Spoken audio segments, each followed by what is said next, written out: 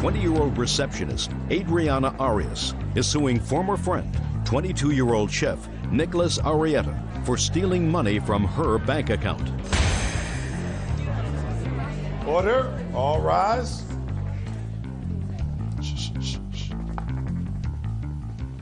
Now, this is case number 189 on the calendar in the matter of Arias versus Arrieta.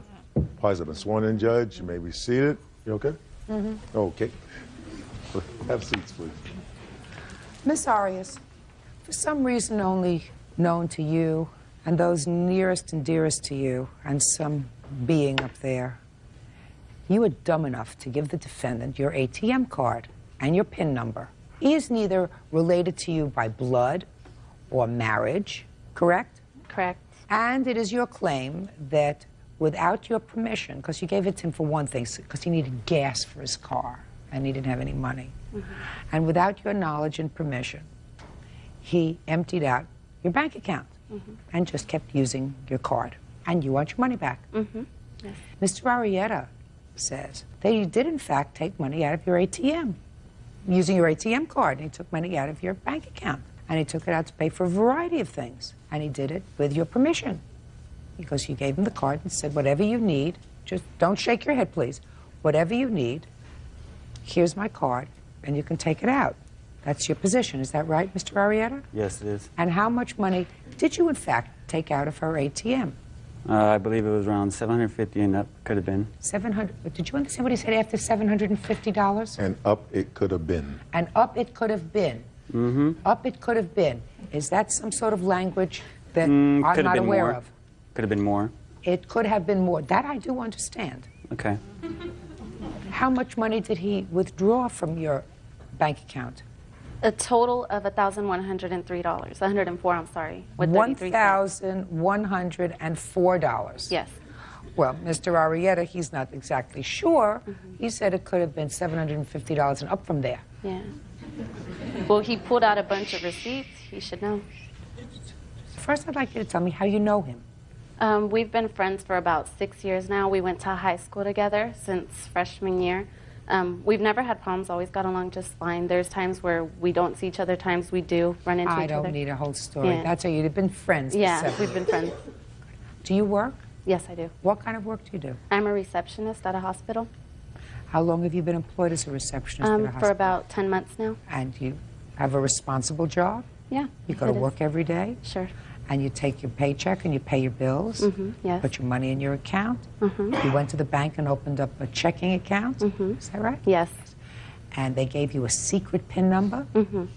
And they were very careful when they gave you a secret PIN number. You know, they made you go like this. Yeah. You know, so that the lady who was, or man who was giving you the PIN number, they couldn't see what you were doing? Yeah. Now tell me why you were dumb enough to give Mr. Arrieta your ATM card and your PIN number?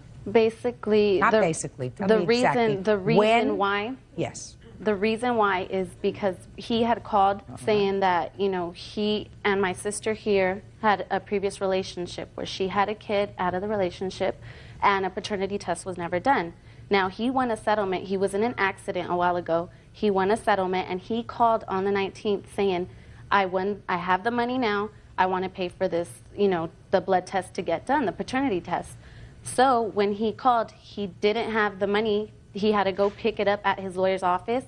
And when he called me, it's because he needed the money to put gas in his car to get there, which was out of town. So he came over to your house? No, I was at work. But he came to my house because he had previously tried to borrow my sister's credit card. And did you tell him when you wanted him to return the card? I told him to return it that same evening when I got out of work, which he agreed because he was going to come by. All right, Mr. Arrieta, now I'd like to hear your version of the events, sir. Well, I've known the defendant I want you to. I've known the defendant for several years, as she explained. I did have relations with her sister. It wasn't I'm not interested about her sister and your relations with her sister. The day that I asked for the card, I went to her sister. Her sister gave me a card which didn't work. It was declined. And then so... What did you go to her sister's house for? To get a card for what? To get a card for... I told her I needed some money, that I didn't have no money for the weekend. So she said, well, I'll give you some money. Because my thinking was because she thinks... I don't care what you were thinking, sir. Well, I asked her for some money. I don't think that you think. I asked her for some money, and she was willing to give me some money. Her card declined. That's when I called her and I told her. Called who? Called Priscilla. Put your hand down. When did you call her? I called her. I never had to call her. Priscilla had told me to go straight to her work, that her sister was willing to give me the card. When you got there, did you see Adriana? Yes, I did. And tell me exactly what happened when you saw Adriana. When I saw her, she smiled at me, gave me a hug. Hey, how you been? I miss you. It's been a long time. Spoke for a little bit about things, and then... No, tell me what you spoke about. We spoke about her nephew, which she claims to be my son. No, what did you say and what did you say? I said hello. She said hello back. And that was I basically... want you to think hard. For the card? No, think hard. Think hard. You said hi, she said hi, gave you a big hug, and then she said what? She didn't say nothing. I asked her how her job was going. And she said? She said it was going great. She works at the eye doctor. And then you said? I came over here to get the card that your sister told me to get because hers declined. She gave me her card and her PIN number. Mm-hmm. And then where did you go? Immediately after that, I went to go get repairs for my truck. Went to get a cell phone. What, are you an idiot? Are you stupid? No. What? No. Do you come from a long line of idiots? No, I didn't. What? No. What kind of work do you do? Me? I don't work. I'm Me. a chef. Me. Me? I know what I do for a living. I know what he does for a living. I want to know what you do for a living. I don't want to know what this idiot does for a living because he can't keep a straight face. I want to know what you do for a living. I'm a part-time chef. So that means you work in a restaurant? I work voluntarily sometimes here and there for You work weddings. voluntarily, so who takes Yep. care of you? I'm sorry? What word don't you understand, Mr. Arias, that I just said? Can you repeat the question? Who takes care of you? I live with my parents. How old are you? 22. What does your father do? He's a machinist. And your mother? She doesn't work. She's a housewife. And you have brothers and sisters? Yes, I do. How old are they? My brother's 26. My sister's 23. Is your brother living at home? No, he's not. What does mean? Are you thinking of the answers? Yeah, because sometimes he tries to... Try not to think of the answers. Try just to tell the truth. Yes, he does. Good. He lives out of the house. Yes. And your sister? She also lives out of the house. Lives out of the house. She's 23. Correct. 23. All right. And is she married? No. Is she working? Yes. What kind of work does she do? She works as a receptionist for a doctor. And how long has she been living out of the house? 6 years. And your other brother? How long has he been living out of the house? 4 years. So the only one that can't get their act together is you. Yes. Judge Judy continues in a moment. Why you would want to tie yourself to this idiot for forever by forcing him to have a paternity test, I will never, never know whether he is the father, whether he's not the father. The guy's a jerk. And later today, Where's the phone?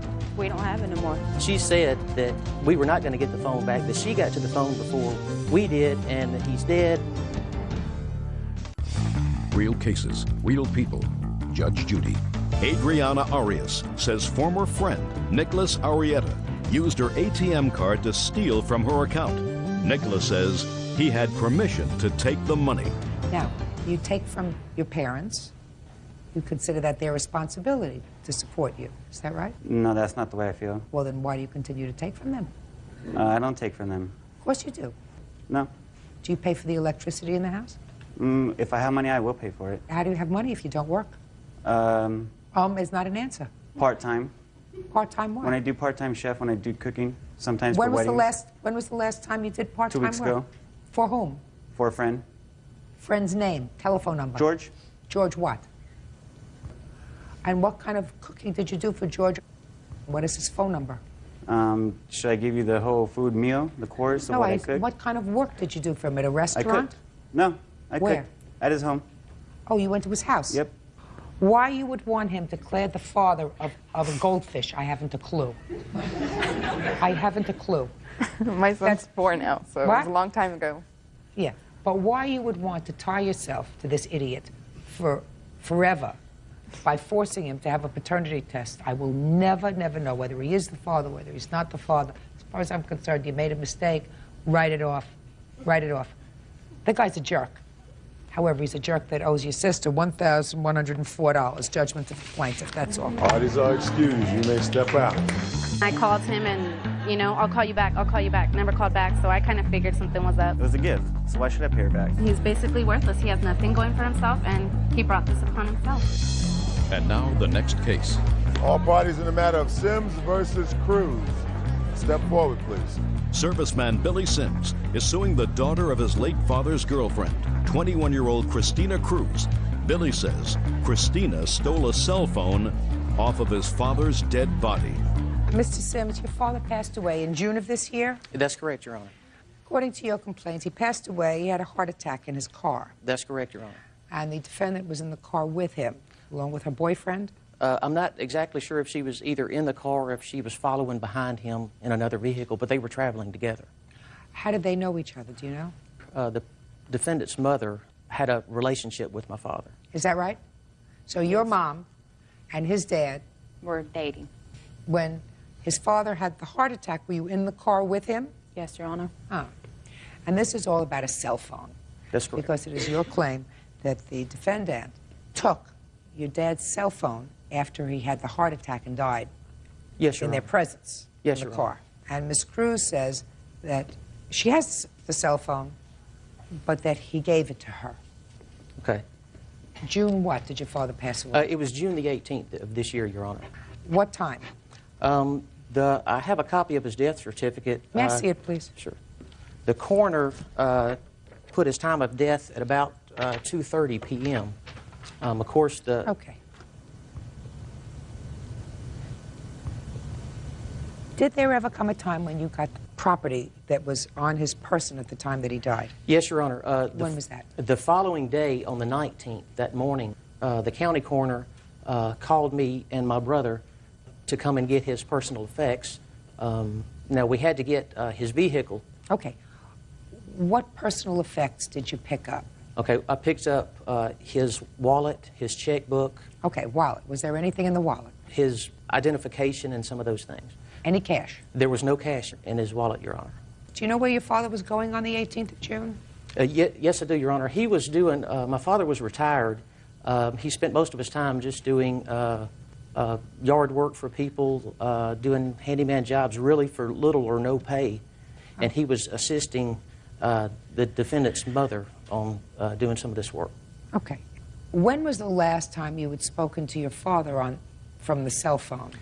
The morning before his death, probably maybe about an hour or an hour and a half before his actual death. Did you call him or did he call you? He called me twice, Your Honor. From his cell phone.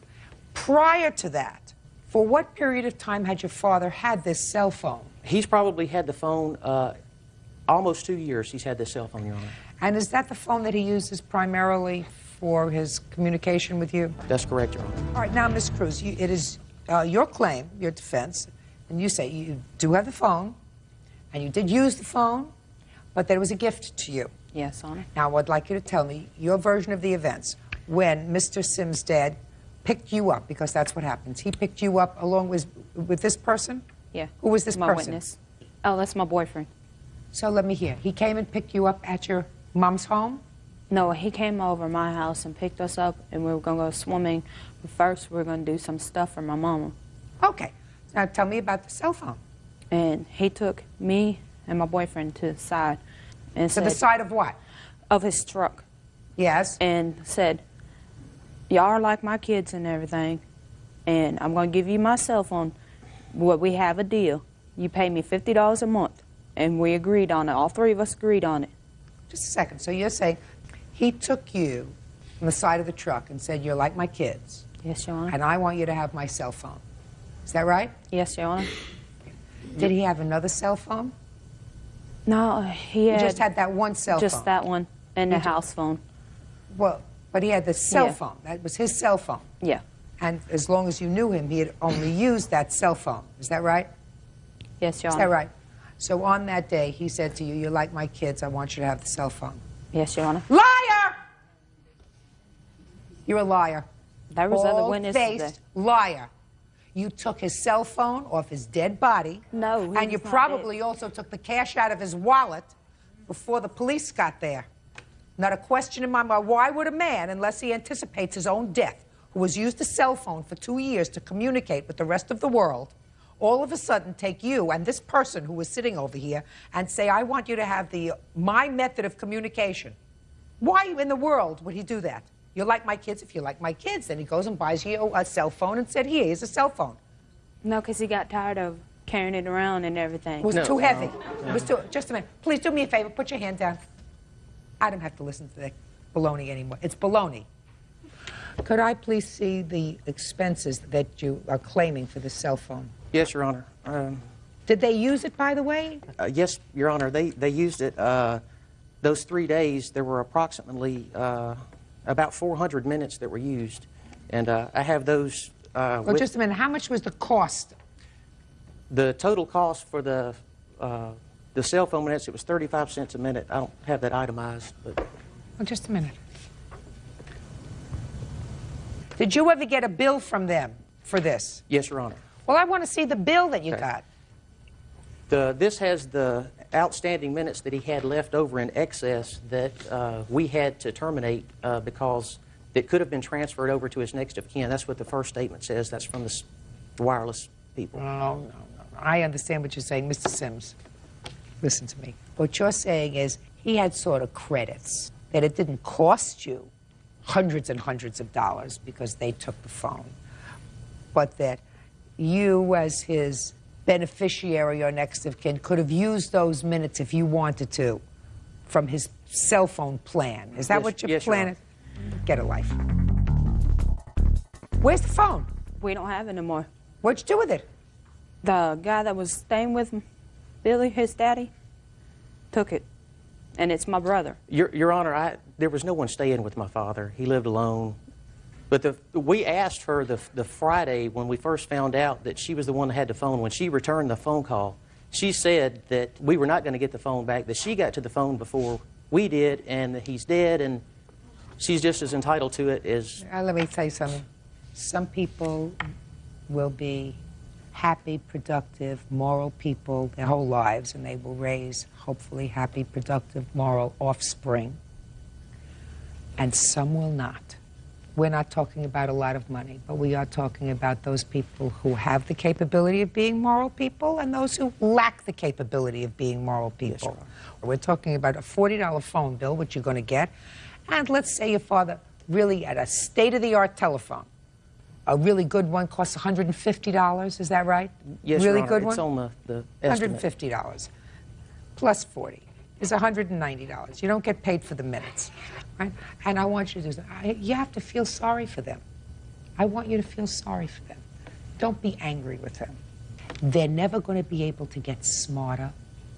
They're never going to get morals that anywhere relate to what civilized people do, because anybody that could take property off a dead person, which is what they did, will never change. Because I don't believe that anybody, your father's age, drives a car and rides around with not a dollar in his wallet. That's correct, Your Honor. I don't believe that that happens. That doesn't happen. So if you're a death scavenger, you're never going to change. Judgment for the plaintiff in the amount of $190. That's all. Parties are excused. You may step out. This is case number 230 on the calendar in the matter of King versus Palmer. Parties have been sworn in. Judge, you may be seated. Sir, have a seat, please. Ms. King, you and the defendant lived together for a period of time. You've claimed two things. First, that he damaged your home while he was in a rage. And second, that he caused some damage to your car when he put some stuff in the gas tank. Yes. How long were you a couple? It was about 2 months before we decided to move in together. And how long did you actually live together? About 2.5 months. Did you move into his house, or did he move into yours, or did you take a place together? We actually moved into a place together. So you moved in together, and what happened on the night in question, which was? November 21st What year? of last year, 2001. Okay, go ahead. It started out with him, he went to Pool League that night. You went what? To Pool League. He was on a pool team. And he had come home a little later than usual. I was already in bed. And I got up and was asking him, you know, what had taken so long. Usually he came directly home. What time did he get home? It was probably around 12:30, 1 o'clock. And what time had he usually come home? Around 11. You didn't just ask him. Let's be honest. Oh, I was a little angry, but at the same time, we had a pretty open relationship as far as he had his life, I had my life. Okay, so you were angry. Yes, I was. Okay. And he got very defensive immediately. And he was sitting on the couch, and we were actually arguing back and forth. And he stood up really fast and grabbed the coffee table and threw it end over end, and it shattered everywhere. It was a mirror coffee table. And just completely went on a rage from there. He grabbed the leg from the coffee table, threw it through the TV. I immediately ran to the bedroom and tried to shut the door. He was right behind me. He slammed the door open so hard that the hook on the back of the door actually went into the wall. That's when it started to get physical. There was a knife about this long that was hanging on the wall next to our bedroom door, and he was threatening to pop the waterbed. And I was screaming, I can't afford that kind of damage, you know that. And he started pointing the knife at me. He stabbed it through the bedroom door. It went through the door into the wall. He threw the knife at me. It landed right next to my head, and there was actually a perfect imprint of the knife in the wall. You could see the handle, the knife itself. He turned around and got very aggressive with me and put his hands around my neck. That's when I started kind of flailing, and I punched him in the side of the head. He carried me across the room by my neck, threw me through the door, and I landed on the linen closet, which was right outside of the bedroom wall. He put his fist through the wall. I ran into the kitchen. I picked up the phone. I dialed 911. He was right on top of me, grabbed the phone from me and hung it up and started screaming at me, "You're going to call the police. You're going to call the police on me. You know I have a warrant." Grabbed the phone from me, threw it on the ground. It shattered. He put his hand through the back screen wall, which is when he cut himself. Immediately started bleeding all over the place. I ran back into the bedroom trying to get away from him. He followed me in the bedroom. We went outside because my children were home. I had a 5-year-old and a 3-year-old that were hiding in their bedroom. So I went outside, locked myself in the car, assuming that the police would be on their way because I dialed 911. He was in my face in the car. I ran back inside trying to lock him out, and he took off after that. Hid in the bushes for about 3 hours. They looked for him with K9 and took pictures of my house, and I actually have the police report. I'd like to take a look at the police report and the photos if you have them. I was not able to get the photographs from the police department, but I also have a copy of the security and cleaning and the damage deposit from my landlord. I've moved out of the house, and they had obviously tons of damage to fix the house. Here is a breakdown of what everything cost, not including what I fixed myself. Go ahead.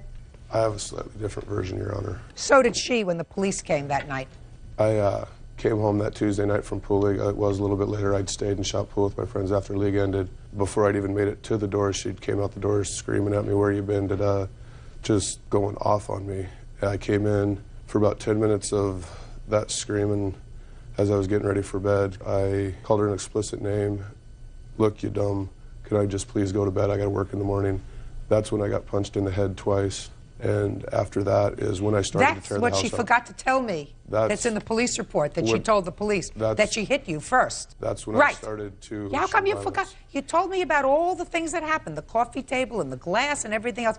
How come you left out the fact that after he called you a name, which was not a nice thing, you punched him in the forehead? No. That's actually incorrect. I did punch him. Behind the ear, Your Honor. I did punch him. That was when he had his hands around my neck. No. When I pushed him, No. Your Honor, when I pushed No. him, when I That's pushed not him what you on told the forehead, police. I pushed him on the forehead. There was actually a prior incident with another girlfriend, and he had called her the same name, and she had smacked him on the forehead with a frying pan for calling him that name. Listen to me. I did push him in the forehead. He was sitting on the couch. I forgot to, I don't remember a lot of things from that night simply because... Well, you remembered a lot of detail you told me before, but the one thing you didn't remember was that the first person to use any physical force was you. Yeah, but... The first person that put hands on was you. It was... And his reaction to putting hands on was to deal with furniture, not to deal with you. He threw over the furniture, he put his hand through a wall, he got angry. He also... Speak not. Okay. Go. Judge Judy continues in a moment. Just a minute, there's a fly in here. It's irritating me. If I had the proper equipment, I could have done it. Bird, don't be frightened.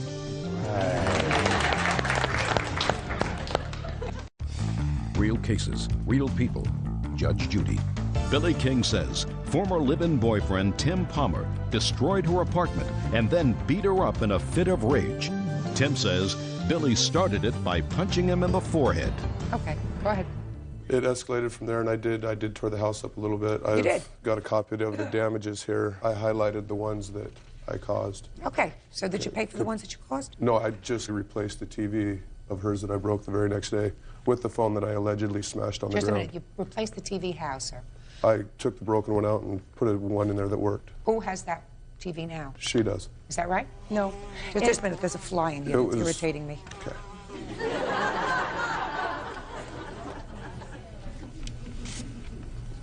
Go ahead. And then that was on November 21st. We stayed together for another month after that. I went to... Now, just a minute, don't get me off the track. This Oh, I'm fly sorry. isn't getting me off the track. I want to know where the TV is. He said he bought a new TV. I absolutely believe him that he replaced the TV. He actually didn't buy a TV. His best friends were our neighbors, and they had a broken TV that they were keeping in the garage. Took 20 minutes for it to warm up, and they allowed me to borrow that TV. And when I offered to give it back, they told me to throw it away. I gave him $50 and a $100 cordless phone for that TV. It was not broken. You watched TV afterwards on a TV. After this incident, when you stayed together and tried to patch things up. Hold on a second. Yes. Good job. Go ahead. If I had the proper equipment, I could have done it. For a month after that, we were together. I went to see my father over Christmas, and she had a problem with that. Cashed one of my unemployment checks while I was gone, signed my name to it, and cashed it at her place of business. Then New Year's Eve, she took off at 11:15, got back at 4 in the morning. I left when she got home because her Sounds kids as if were it there. wasn't a marriage made in heaven. Listen to me. How much of the damage did you cause? $135, Your Honor. And how much are you being billed, Oh, excuse me? Miss King? $2,100 and 20. Let me see. I'm also liable for half of the re-rent fee and advertising. And how much is that? That's $275 and $21 are the two totals on that. I'd also like to point out that we were not working it out after that. I don't care whether you were or you weren't. I want to see what the landlord lists as damage. They're the same thing. Mine are just highlighted what I caused. We'll take care of it. We'll take care of it. You fly. There's also rent. I moved out in January. She moved out in July. Was your rent up to date at that time? Yes, it was. No, that late it was charge not. was. What about the security deposit? We split that. I paid the $500 security deposit, which in turn takes care of the $725 that I owed in the back rent minus $200. Why would you have paid all of the security deposit? Because when we moved in together, he was not getting paid that much money. He pays an enormous amount of child support because he's about $20,000 behind. Did you give her half of the security deposit? Yes, I did. It was $250. Who paid it? By check? We paid cash to the landlord, and it had to go on one person's name, so we just used hers. Your Honor, the reason that we paid cash was because at the time I was working at a pawn shop, and I had a rather expensive ring. And I ended up getting rid of the ring so that we could afford the house. Let me explain something to you. No court is going to waste their time going through this kind of minutiae with people who choose to live together and test the waters to see if the relationship is going to work. There are certain things that are reasonable. I'm not getting into the $5 here and $10 there and even $50 someplace else. Bird, don't be frightened. All right.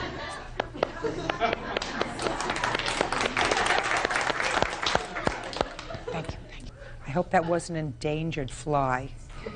I doubt it. Well, there are those things out here in California. Gotta be careful. Your Honor, In any event, there is certain damage that he caused. There's no question that there's certain damage that he caused. Late fees were, I mean, I don't know about this. Re-rent fee is $275, advertising fee is $21. Certainly he lost his cool.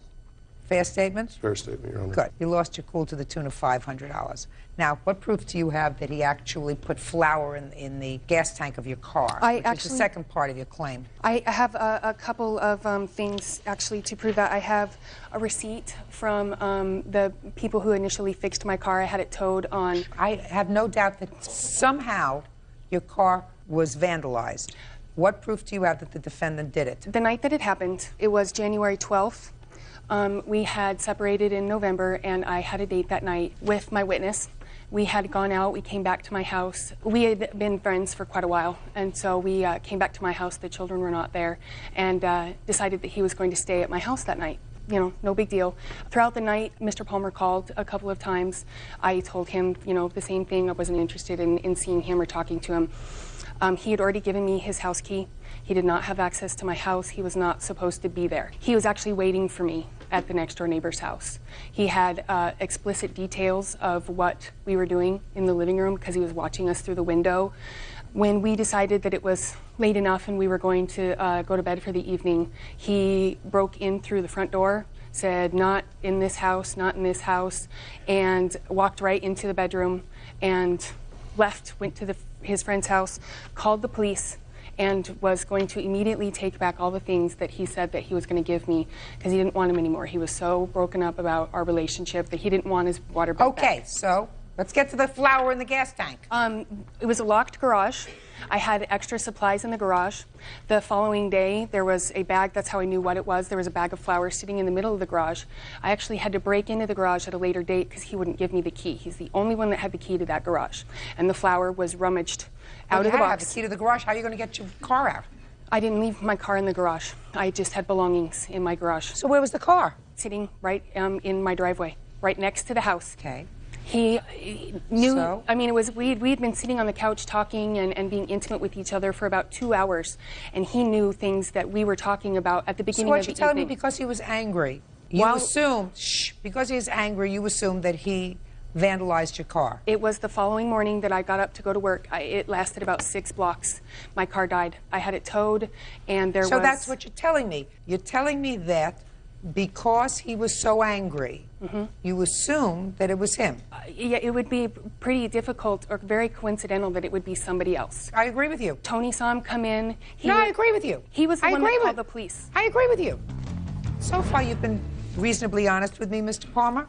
You've been reasonably honest with me about the damage that you caused. You've been reasonably honest with me about everything else, and you haven't been a loser. You haven't been a loser because I try to be reasonable. Did you put anything in the gas tank of a car? No, Your Honor. No. Actually, Your Honor, I had a key to the front door because we were supposed to go out that night, and I knew something was up when she canceled with me. I came by the house about 1 o'clock in the morning. As I'm walking up to the door, the curtains are open. What were you go? Shh, I Mr. see Palmer, them Mr. on Palmer. the couch. What'd you go there 1 o'clock in the morning for?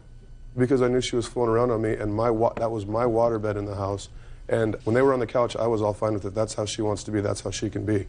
But when they moved into my waterbed, that's my personal property, I wasn't going to have it. You need written consent to be in my waterbed, pretty much. So I let myself in the door and said, not in my waterbed, everybody else. And the police came and stood by while I drained my waterbed, and I left the same time the police did that night. They stood by for 2 hours while I drained my waterbed and took it apart and moved it next door. But they It were... wasn't happening in my bed. Doesn't that sound like a big baby to you? You took police officers who should have been out on the street taking care of important business. They making actually sure, commended I'm me for speaking, keeping my I'm head. speaking. Sorry. Making sure that people's homes are safe, that there aren't muggers in the street, that people aren't getting raped. And you had them stand there for 2 hours while you drained your waterbed so your former girlfriend wouldn't... They stood by to make sure it didn't turn into a bloodbath, I think. It shouldn't have turned into a bloodbath. You should have gone home, taken a cold shower, gotten into your bed, and said, listen, I got to deal with this like an adult. You went over there at 1 o'clock in the morning. My name was on the lease. I had every right to be there. Mr. Palmer, you're being a big baby. And the name you called her is not a nice name. And if you called your old girlfriend that name, it wasn't nice to call your old girlfriend that name. Did you get hit over the head by your old girlfriend? That was a different name I called her. And I fully deserved that one. Your Honor, one of the most important Just things... a second. I want to see the information that you have from your mechanic. These are... One of the receipts is missing, so I had to make a statement about some of the things that he had done for me. There were towing fees. There's... Just a second. And that car has a locking gas cover. Not anymore. The gentleman that worked on my car fixed it the first time. It was running fine. Then it broke down. Listen to me. You can't testify for somebody else, and neither can the person who fixed this car. Right, that's why I had to make that statement. But he had told me it had to have happened on 2 separate occasions. There was no way after he drained and cleaned the tank the first time that the car could have done what it did again unless somebody had put flour in the tank again. Probably right, but that's not evidence that I can hear. Okay. From you. Okay. He owes you $500 that he's going to pay you back for damaging the apartment and also the advertising fee. He lost his temper. You hit him first. Your Honor, I did not hit him. I don't care whether you went like this, because I don't believe you went like this to his forehead. I want you to understand that. Just because you look like a very sweet gal, I don't believe that when he came home, you said to him, honey, you usually don't come home this late. You're an hour and a half late. Where were you? Absolutely not. Absolutely not. You were screaming and you were yelling and he called you a foul name. You came back into the room and you gave him a clop in the forehead, right? And as a result of giving him a clop in the head, he got mad and he tore up the place instead of tearing your head off. While my children were there. Well, you chose to hit him when your children were there, madam. Don't you think that your children heard it when you were screaming at him, where have you been so late? I was not screaming at him. Please, grow up. I'm not stupid. I wasn't even able to press assault charges. Listen to me very carefully, madam. He ruined my couch, my TV. I don't care. He didn't ruin your head. You hit him close. You struck him first. He reacted by damaging your property. That was bad temper. The fact that he's got a foul mouth is also not a good thing. You say, with my children there? With your children there, you started it with him. He reacted badly. He's got a bad temper, but you started it. You started the screaming. He didn't. And if you didn't like the fact that he was out until 12:30 in the morning, you should have scooped up your children and left. Do you understand? I'm not interested in the hearing. But my older... Goodbye! Parties are excused. You may step out. Yeah, this is case number 206 on the calendar in the matter of Betker versus Swant. Parties have been sworn in, Judge. You may be seated. Folks, have seats, please. Ms. Betker, you and the defendant lived together for a couple of years, well over a year ago. Yes. And you have a child together. How old is the child? Almost 2. And it is your claim that the defendant owes you for furniture that he has that you believe was either yours or at least both of yours, and for an assault that you say he perpetrated upon you, causing you to have a broken nose and substantial medical bills. Mr. Schwantz says that the furniture was his, and he says that you started the fight that resulted in whatever injury you had. As a matter of fact, the charges in that case, he says, were dismissed because you acknowledged to the court that you hit him first, and he is counterclaiming for something about his deceased brother's car rims, right? Yes, Your Honor. So, tell me about this separation in August of 2001. He got possessive. I switched shifts to second shift, different plant. He accused me of cheating on him. I went out one evening after work with a couple of friends, and I come home the next day because I was too drunk to drive, and the door locks were changed. Where was your child at the time? My mother. Is that when this incident happened that caused you to have a broken nose? Yes, because I went the next day to receive my belongings, and we started arguing. He kept following me around the apartment. I noticed most of my stuff was broken. So what happened? I started packing up my clothes, and he was yelling at me, calling me obscene names, and he called me a word I didn't really like, and I threw a burp brake at him, and he come at me with a fist. Threw a what? A burp brake. Yeah. And then he punched me in my nose. Your Honor, that's... I'll let you tell the story. Yes, sir. And what happened next? I called the cops. I have a copy of the police report. Okay. I'd like to take a look at it.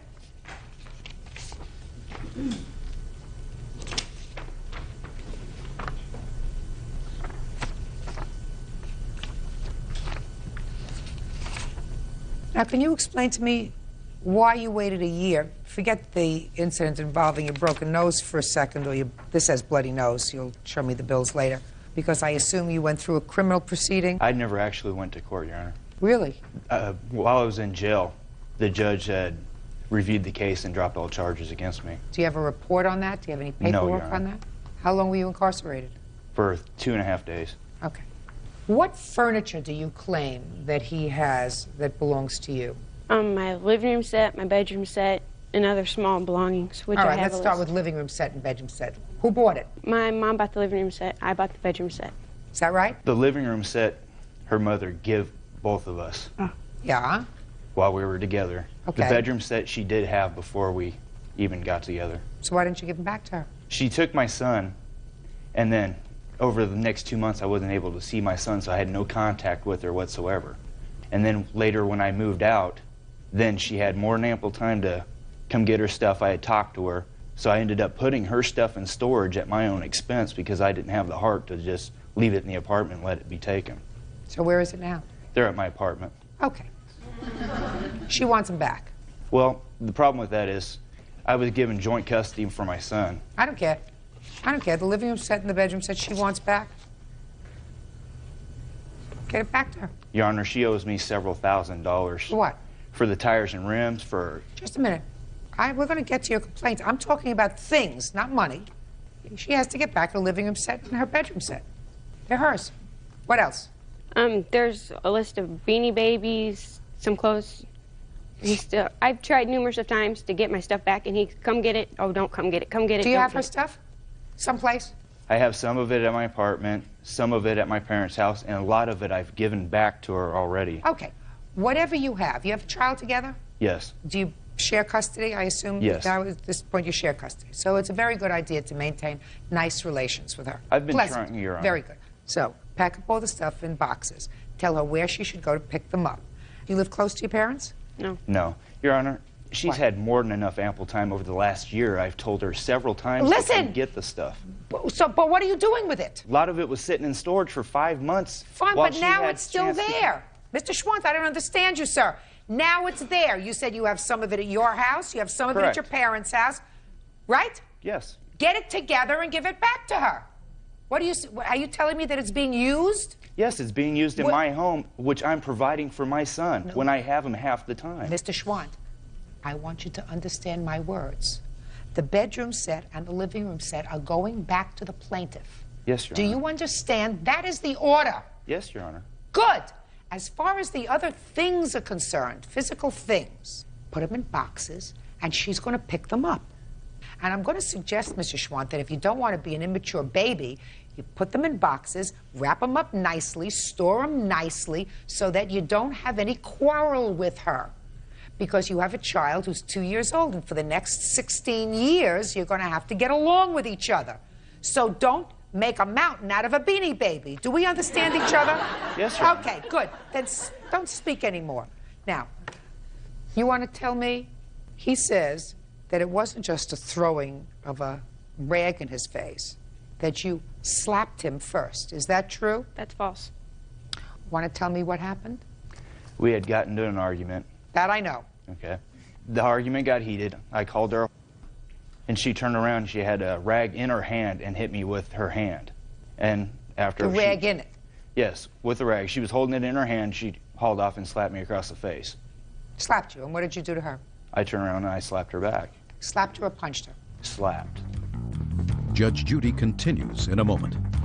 Her mother gave you the living room set. Gave to both of us, Your Honor. Didn't make any difference who you were.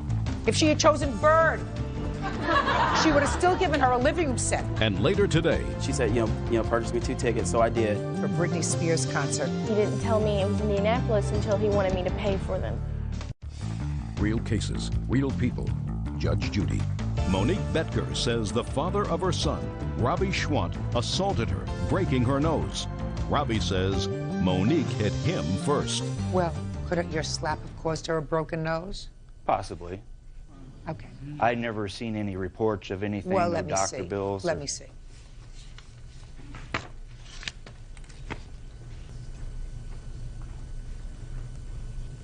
Where did it say he had a broken nose? They couldn't find that paper, but it does say that It I had a doesn't fractured say. It nose. says nose possible fracture. It says headaches, whatever, and it says nose injury, possible fracture. And you declined x-rays, is that right? I did a couple weeks after that. You have the results of those x-rays? No, I don't. Well, then I can't help you.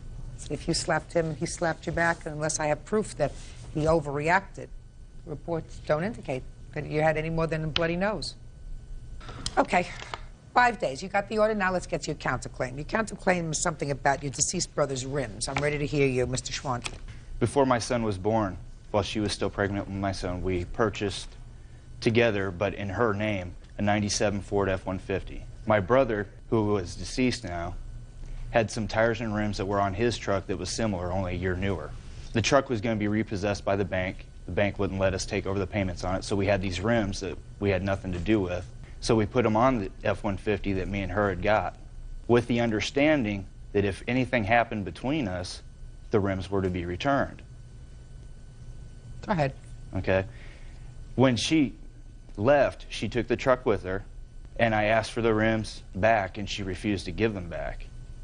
Yes. And she still refused to give them back up until the time the vehicle was repossessed. And? And, So? well, they belonged to me. They were one of the last things that I have of my brother. who died 2 years ago. You mean it's like a class ring? His rims for his car is like a class ring? No, but it's a remembrance of my brother, who's deceased now. That's what I didn't get from your counterclaim, sir, that the rims had sentimental value to you. Yes, they did, Your Honor. Mr. Schwant, if you were old enough to make a child, you're supposed to be mature enough to make reasonable judgments. To even come into a courtroom and suggest that tire rims are a sort of sentimental symbol of your brother that she took away when she took your truck, and you want her to somehow, and the truck is repossessed. Yes. Right? So that she doesn't have the rims anymore. Right. So you want her to give you money, and that somehow will make you feel better. You'll have the money to look at that will remind you of your brother. I never wanted any of this back until she brought this upon me. Only thing I wanted... Just a second! You have her stuff. You have her things. Yes. The rims for the car are not yours. You neither purchased them, they were not bequeathed to you. Yes, they... No, they weren't. Show me a copy of the will where your brother left you his rims. He didn't have a will. All right.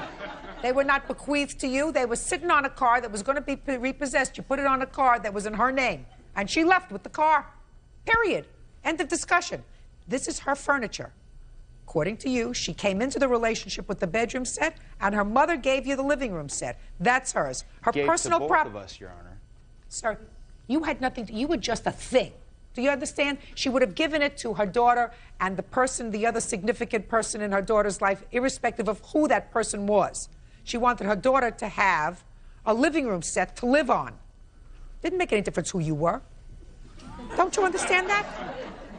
Didn't make any difference. No, I don't understand that, Your It's Honor. very, very easy, sir. If she had chosen, who is this person? This is my brother. He's here as a witness. Very good. If she had chosen your brother to have a child and a relationship with instead of you, her mother still would have given her the living room set. That's all I'm saying to you. So it didn't make any difference who you were. If she had chosen Bird, she would have still given her a living room set. Didn't make any difference who you were. Do you get it? Yes, Your Honor. Very good. And so, but the bottom line is, what I'm telling you, is that you have a 2-year-old child together. We're talking about things, easily replaceable.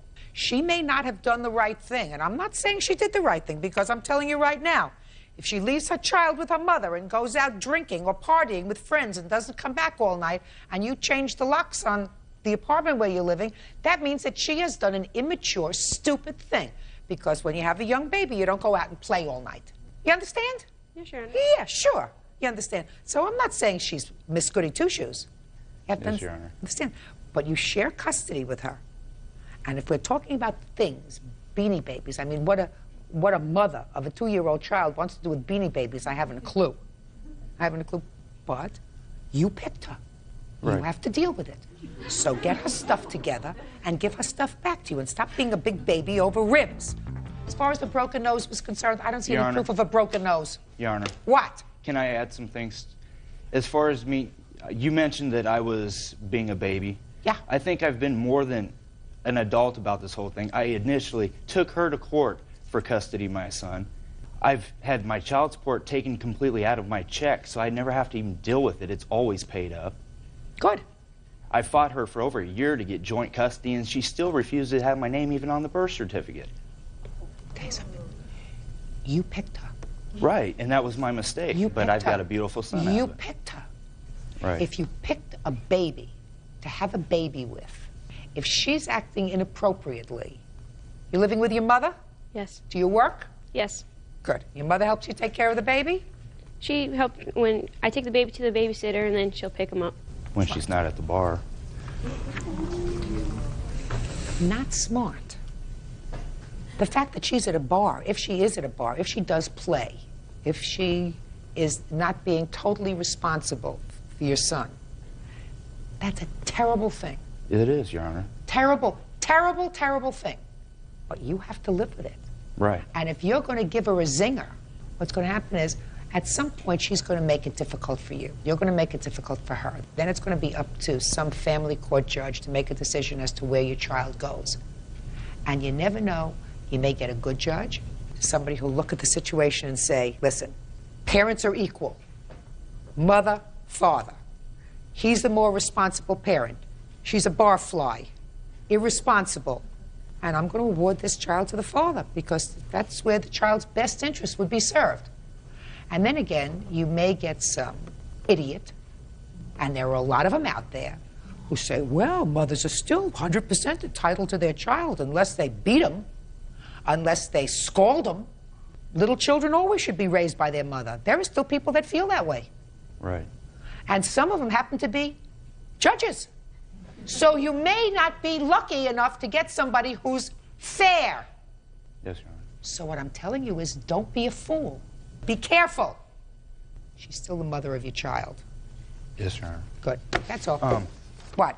There is one other thing. There's a matter of storage fees for the furniture that I'm giving back to her for 5 months worth. What were they? $372. What else did you have in there? Just her belongings and my son's. Did you use your son's belongings? Not at that time. They were. But you're using them now? Yes. But I think she should, still be liable for the storage fees. I paid the storage at my expense so she wouldn't lose her furniture, Your Honor. When did you tell her she could have her furniture?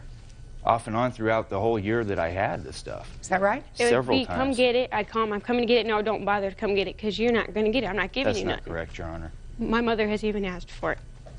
You have at best $150. They half the storage because there was other stuff in there that's not property, that is solely hers. You're not talking about a lot of money, Mr. Schwant. Do you understand? Right. You understand? You're talking about principle. Yes, Your Honor. And I'm telling you to grow up. I'm trying, Your Honor. You're not trying hard enough, sir. That's all. Parties are excused. You may step out. I think that she's a gold digger. She used me for what she could get. I go to the bar maybe once a month, if that. Left after I caught her cheating on me. Stay away from men like that. Stay away from her. And now the next case. All parties in the matter of Martin versus Harrington. Step forward, please. 22-year-old student Dana Martin is suing former friend, 20-year-old student Robin Harrington, for the cost of 2 tickets to a Britney Spears concert. Don't get comfortable, Bert. Have everybody sit down. Okay. Have a seat. Don't get comfortable. Right. Have a seat. Have a Mr. seat. Martin, you purchased a couple of concert tickets for Britney Spears' concert, and you say you bought them for the defendant who said she wanted to go. Now she changed her mind, and you say you're stuck with the tickets, and you want her to pay the $250 for the tickets. That's correct. Is that right? That's correct. All right. When is the concert? 21st. So the concert hasn't happened yet. No, ma'am. And she said, sure, get me a couple of tickets. You told her that the concert was in Chicago. Is that right? That's correct. All right. No, ma'am. I told her we had gotten tickets in February for the concert in Chicago, and there were really bad seats behind the stage, so I sent those back. So we said that we would get tickets to the concert in Indianapolis when they went on sale. And she said, purchase me 2 tickets, so I did. Just a second. Did you know that the concert was in Indianapolis? No, I didn't. Where did you think the concert was? In Chicago. Is that what they originally told you? Exactly. He didn't tell me it was Indianapolis until he wanted me to pay for them. All right. Where are the tickets now? They're here. How many people are going? 4. Did you try to sell those 2 tickets? I tried to get rid of them, but I couldn't. But those are real good seats. Yeah, they're really good seats. Put them on eBay. Somebody's going to buy them. You pay $250 for them? Right. And they're... No, I paid listen, 100. Go ahead. I paid 170 for them, but I don't feel that I should have to exhaust myself trying to sell these tickets when we had an agreement that she was going to pay for these tickets. Very, very good. Put them on eBay, sir. You got rid of the ones that were in Chicago because you said they weren't good enough seats. So you got real good seats this time? We sent a, yeah, we You sent got, just a second, you got real good seats? Yes, we did. Put them on eBay. Case dismissed. Parties are excused. Yeah, this is case number 162 on the calendar in the matter of Troush versus Barton. Parties have been sworn in, Judge. You may be seated. Folks, have seats, All please. right, you 2 ladies used to be friends, neighbors, now you're enemies. Each one of you claimed that the other is harassing the other. You also, Miss Troush, claimed that the defendant either stole or took your lawnmower. Miss Barton says that in addition to the harassment, you filed a complaint against her, criminal complaint, which caused her name to be circulated in the paper, and were you arrested? Yes, I was, Your Honor. She was arrested. It was embarrassing, and it was all done out of a vindictiveness. How long have you known each other? For several years, Your Honor. Before you became neighbors?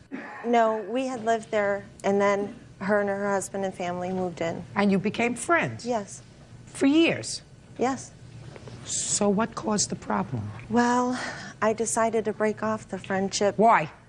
She had done numerous things in the past that morally I didn't agree with, And it just led up to a point where one day when I walked up to her door, I heard her and her live-in friend Rita talking about me behind my back. And I just thought that was the last straw. Okay. When was that? Somewhere around November of last year. Okay.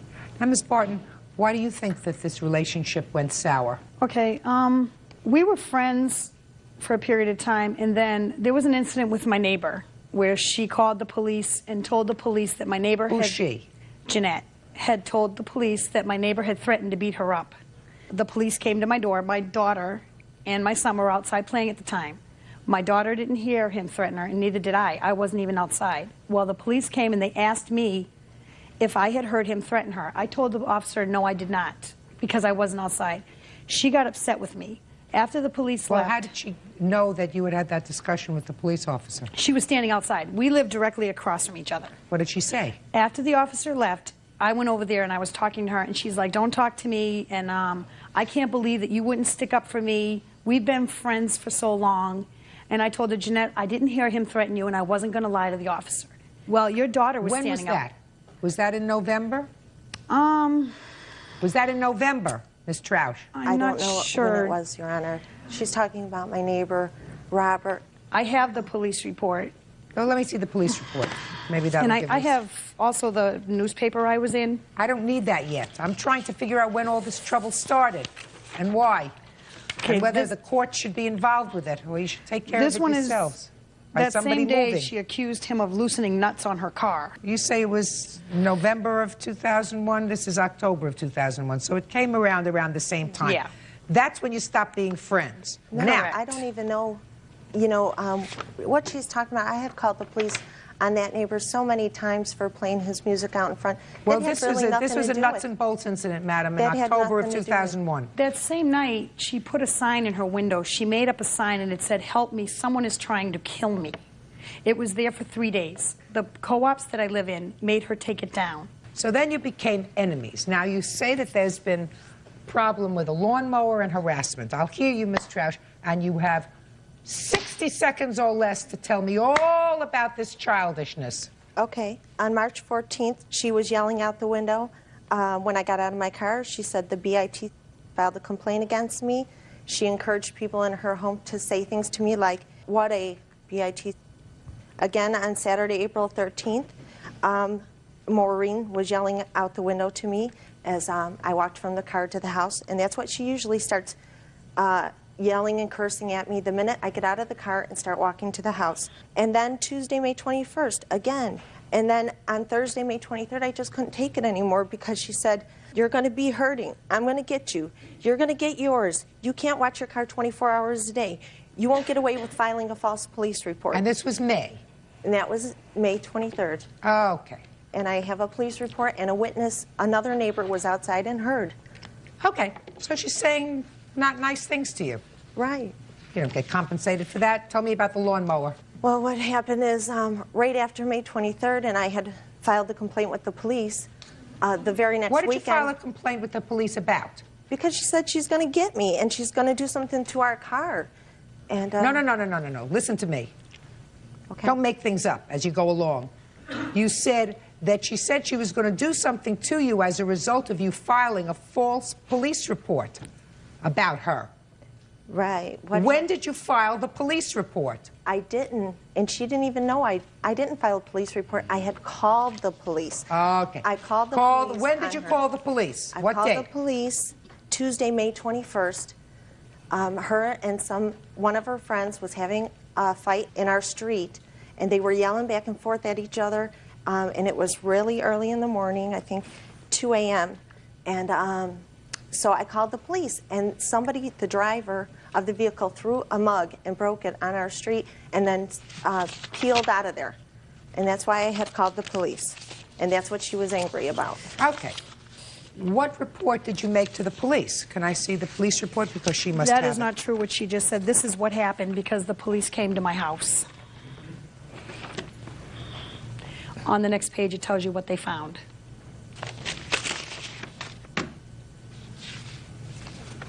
So you filed a police report. You made a complaint on the 21st of May.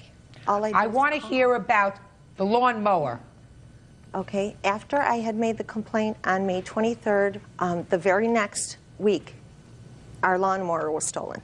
Yes? And I'm just saying, it seemed pretty coincidental. Okay. That's it? That's your side? Well, there's more, Your Honor. I mean, Maureen knows that I'm a cancer patient and that I have a lot of stress already dealing with my cancer, but yet she continually goes outside and verbally just yells at me. She shouts at the top of her lungs all these bad things to me. Here's a statement from my neighbor. Joe, I don't read statements from neighbors. And my husband was there, and he heard her, and he knows how many times he's come home, and I've told him how she does this to me. That's not nice. It doesn't come under the category of being actionable in court. She says not nice things to you. Courts don't get involved with that. And I certainly don't get involved with that. We had our lug nuts loosened 3 times. So you seem to have a lot of trouble with a lot of neighbors. No, we don't. Well, you had trouble with this neighbor. Judge Judy continues in a moment. I've lived in many neighborhoods and had a lot of neighbors. I have never called the police on a neighbor. Never. And later today. Why did you cause this damage to the apartment? It wasn't intentional damage. Yes, of course it was. Did somebody drug you? Real cases, real people. Judge Judy. Jeanette Trausch says neighbor Maureen Barton owes for a stolen lawnmower and for nonstop verbal assaults. Maureen says Jeanette had her falsely arrested. Now, you said that you called the police on this neighbor several times for loud music, for touching your car, for lug nuts. I mean, that's all in here. So you seem to have problems with a lot of your neighbors. Only them 2, and it's mostly Just Maureen. a minute. The neighbor that you initially called a police report in on, where the police asked her about the alleged threats, was that this 21-year-old boy or a different neighbor? It would have been Robert. Yeah. Not a different neighbor? No. Okay. Robert lives right next to Maureen. Okay. All right, Miss Barton, why don't you tell me about your counterclaim? Okay, June 21st, I was sitting on my porch, and I was with my daughter and my son. Jeanette was getting out of her car with her husband. They were walking, because she lives directly across from me. Okay, as they were walking to their car, I had coughed. Well, Jeanette turned around and she looked at me and she said, "Why don't you shut up?" And I told her, "No, why don't you shut up and leave me alone?" That's when her husband, Joe, turned around and started flipping us the finger. Oh, yeah, okay. He was flipping the finger. Okay, they went into the house, and 2 days later, an officer came to my door, and my husband was home. I wasn't. They asked me to come in because they had to ask me some questions. So I went into the police department. I then proceeded to get arrested for a verbal assault that she had claimed that I made against her. She had told the officer that she had a witness that heard me say that I was going to beat her up, I was going to ruin her car, she was going to get hers, which I never made those statements, but she claimed I did. They arrested me. I went to court, and they dropped the charges in court. My name was published in the newspaper for this arrest, for everybody to see. I didn't do none of this stuff to her. And this is ongoing. It's every day. It's like she'll call the police, and if she doesn't get the results she wants, she goes for something bigger. And I just want this to stop. Your Honor, I'd like to say the same thing. You know, How many times has the defendant called the police with regard to your actions? How many times has Maureen called the police on me? Yes. Never, I don't think. Never. How many times have you called the police with regard to her or any other neighbor? More than 5? Definitely more than 5. More than 10? May I? No, just answer my question. More than 10? I wouldn't say more than 10, Your Honor. Would you say 10? I'd say it's getting close to 10. All right. How old are you? 35. 35. I am several decades your senior, and I've lived in many neighborhoods and had a lot of neighbors. Sure. I have never called the police on a neighbor. Never. Had some I liked, I have some I didn't like, I have some that played music loud, I have some that played music I didn't like loud. I'd never called the police on a neighbor. I understand. Well, if you want to live someplace and not be bothered by other people, and if you have certain physical problems and you want to live stress-free, go build a cabin in the country. I understand that. Listen to me. Go build a cabin where you have no other neighbors. Police have other things to do other than to respond to your for want of a better word, mishigas, which means your craziness. You got to stop that. Harassment has as its core not somebody saying bad things to a former friend. And I believe her when she says that you were annoyed with her because you had made a complaint against this neighbor. The police came to her, asked her whether she could validate your complaint. She said no, and you got angry. That's exactly how this started. Now, you may have then heard conversations about you, which made you madder, but that's how this problem started. You don't get compensated for that. And this lawnmower baloney that you threw in here, you have no idea who stole your lawnmower a week later? None whatsoever. Why would you even accuse her of doing something when you have absolutely no proof? None. Did you file a formal complaint against her or anyone of her family with regard to the lawnmower? I did make a report about it, and I did. You made a report about it. In the police report, did you say that you think you knew who took your lawnmower? I said it could have been a possibility. What could have been a possibility? That my neighbor Maureen, because we were having problems. That's your problem. You get nothing. However, I believe that filing these charges which caused her arrest were vindictive. And it caused her name to be published in the paper. And it caused an arrest. How many times have you been arrested, Miss Barton? How many times twice. Altogether? Twice. For this and what else? Prior, there was a dispute. It was me and my husband. It was my husband, but then they dropped the charges, and he's the one that... It was a domestic dispute between you and your husband. Other than the domestic dispute between you and your husband, have you ever been arrested for anything else? No. So it's embarrassing. You have children? Judgment on the counterclaim for the defendant in the amount of $2,500. That's all. Thank you. Parties Claim are is excused. dismissed. You may step out. We did so many favors for her, and she just used us until she couldn't use us anymore. Judge Judy saw through the lies. She saw what was really going on, and it spoke for itself. And now the next case. All parties in the matter of Johnson, Sullivan versus Schultz. Step forward, please. 20-year-old students Jamie Johnson and Jackie Sullivan are suing their former roommate, 21-year-old Melissa Schultz, for damages to their apartment caused by her boyfriend. Miss Johnson, you and Miss Sullivan rented an apartment together with the defendant, and it is your claim that her boyfriend, I assume this is the boyfriend, has a bad temper and caused some damage to the apartment, holes in the walls, that kind of stuff. Yeah. And you believe that she should be responsible for that you should not be responsible to the landlord for paying for the damage that her boyfriend caused. That's right. Just tell me what damage you allege that he caused. He punched a hole in Melissa's bedroom wall. Did you do that? Yes, I did. What else? He tried to break down the bedroom door, and in doing so, caused damage through the door, like cracked the door. Did you do that? That was also done, yes. What else? And he proceeded into the kitchen and kicked in the kitchen cupboard door. Did you do that? I kicked it. It wasn't... You kicked it? Yes. It's up to you. That's all they have to say. All right, I've actually already paid for these damages. Show me. All right.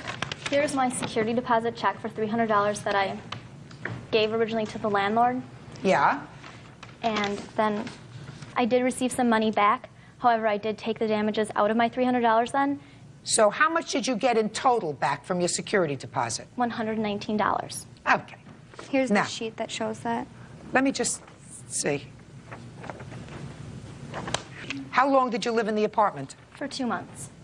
That's how all of the damages apartment was split up, all our security deposits. So it came out of all your security deposits? Right. Yes. Yeah. You didn't pay for this. I have the receipt. There are other things here. Correct. Other damages that they did to their bedrooms. If they didn't want to pay for the damages I did, why would I pay for You didn't do the damage. He did the damage. He paid me for those damages that came out of the security deposit. No, it doesn't come out of the security deposit. Let me explain something to you. You rent an apartment. There is ordinary wear and tear on an apartment, and there are things that the landlord always finds. It needs a little more paint. The carpet is stained here. It has to be cleaned. Little things. Security deposit is not intended for someone kicking holes in the walls. That's not what it's intended for. So the three of you moved into an apartment together. There are damages caused by the three of you, which you, as lessees, agreed to take care of jointly, not anticipating his damage. He's not on the lease. No. He doesn't belong there. I also have pictures of the damages. I don't need pictures of the damage. He acknowledges that he did the damage. And he should have paid for the damage. The damages he did were only $238. You are responsible, however, madam, for a portion of the rest of the bills. I only lived there for 2 months. Someone else was living there in my place. I feel that person should be responsible then for the cleaning costs. When did you move in and did you sign a lease? I signed the lease in April, and I moved. When did you move out? I moved out in October, but I only lived there September and October. I have a copy of the lease, Your Honor. But you moved out when? If you'd like to see. At the beginning of November. Okay. And you still had a lease? Correct, and I did continue to pay rent until someone else moved in to take Then over you that have to rent pay payment. portion of the utilities as well. Some of that money you should not have gotten back because they ended up paying a piece of the damage that he caused. Why did you cause, stand up. Why did you cause this damage to the apartment? It wasn't intentional damage. Yes, to of the course it apartment. was. Did somebody drug you? No. You just had a bad temper. I wouldn't say I have a bad temper. Well, what is it when you punch a hole in a wall, kick in a cabinet, kick in a door? What is that? Yeah, but they weren't all intended damages. It's not we like all I felt meant to. unsafe after. What do you mean they weren't intended damages? I don't understand that. Well, I didn't intend to put a hole in the wall or. What did you intend to do? Nothing. What did you intend to do? I was angry. I was upset. Angry at whom? I don't really remember. You weren't angry with me. No. You weren't angry at Bird. No. You were angry at her. No. You were angry at her. Yes. Yeah, sure. So instead of hitting her, you hit the wall. Is that a fair statement? I guess, yes. Huh? Are you still together? Yes. Big mistake. Judgment for the plaintiff for the amount of $178.75. That's all. All is excused. You may step out. Yeah, this is case number 103 on the calendar, the matter of Veers Cooper versus Veers. Parties have been sworn in. Judge, you may be seated. Sir, have a seat, please. Tell me your first name. Angela? Angela. Person that you're standing next to is your guardian. Yes. Is that right? Yes. She is also a relative of yours. Is that right? Yes. How is she related to you? She's my aunt. And the defendant is your adoptive mother. Yes.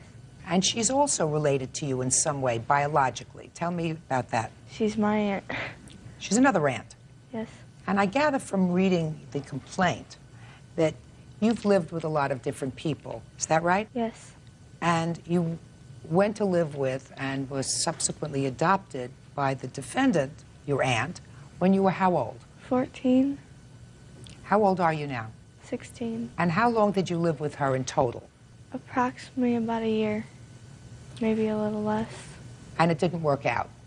No. And ultimately you came back to live with your other aunt, who is now your guardian, Yes. with your permission. Yes. This case is about a settlement that you had. When you were a little girl, you were bitten by a dog, and there was a lawsuit and a settlement. How much was that settlement? Settlement was $9,000. And there were a couple of withdrawals from that settlement for some small items. Is that right? Correct. Way back when you were younger. What were those items? One, I believe, was going to the dentist or the orthodontist, checking out what damages there was done after things had healed. And then the second time was to pay a back medical bill from when the dog bite happened. And this lawsuit is about the remainder of that money, which was how much when you adopted her? It was $9,000 when we went into the bank, got the savings, and put it into our name. And in the year that she lived with you... Actually, she lived with me a little bit longer. How much longer? We got her when she was 13, and Okay. she stayed with us until she was 15. And I went through a divorce, and I was starting to do a little bit of partying and wrong lifestyle for her.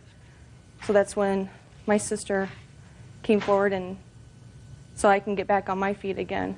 Ultimately, you took all of her money and spent it. But I used it on her.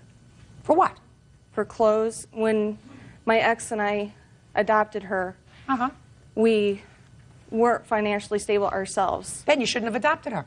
Well, I did not want her to go into a foster home or anybody else. We wanted to keep her into our family. Then you didn't have to adopt her. You could have taken her. You could have become her legal guardian.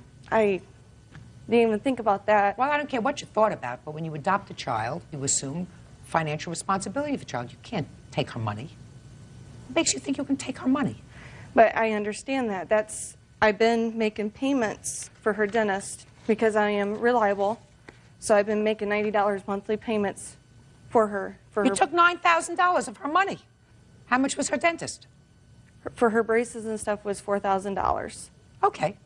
Now, you could have left her money in this settlement account, in the minor account where it was, left that money there, and you could have petitioned the court. You say, I need some of this money to pay a dental bill, you know, because she needs orthodontia as a result of it. That's fine. And the court would have given you, in all probability, the ability to take out that money, $4,000. So you got 9, you take away 4, leaves $5,000. Then she would have had $5,000. What'd you spend the rest of the money on? But we used that to get her school clothes and her accidentals that she needed. You have to do that yourself. You're her mother. Once you adopt the child, you become her parent. This settlement money is her money. It's her money for her future. It's not your money to spend. Don't you understand that? Yes. Then why did you do it? Because when we adopted her, we thought that money was ours, so we can use that for her. Well, let me ask you this question. Who had she lived with before? My sister. This sister? Yes. Okay. And she had $9,000. And how long had she lived with your sister? Until she was 13. Fine. Did your sister take out her money? No. You knew that. She lived with your sister a long time. And she didn't take out money for clothes or incidentals or anything else. She paid for it. But at the time, I also was married, and my ex insisted that we do that, and it's hard to say no. I mean, it's hard to say no. You understood that Angela had lived with your sister most of a substantial portion of her life. She had this settlement money. The money was relatively intact. So all of a sudden, you adopt her. Quick, go to the bank, take out her money, and spend it. That's outrageous. I mean, I don't know what else to say to you, except to say that you're suing for the maximum amount of jurisdiction of this court, which is $5,000. Is that right? Yes, it is.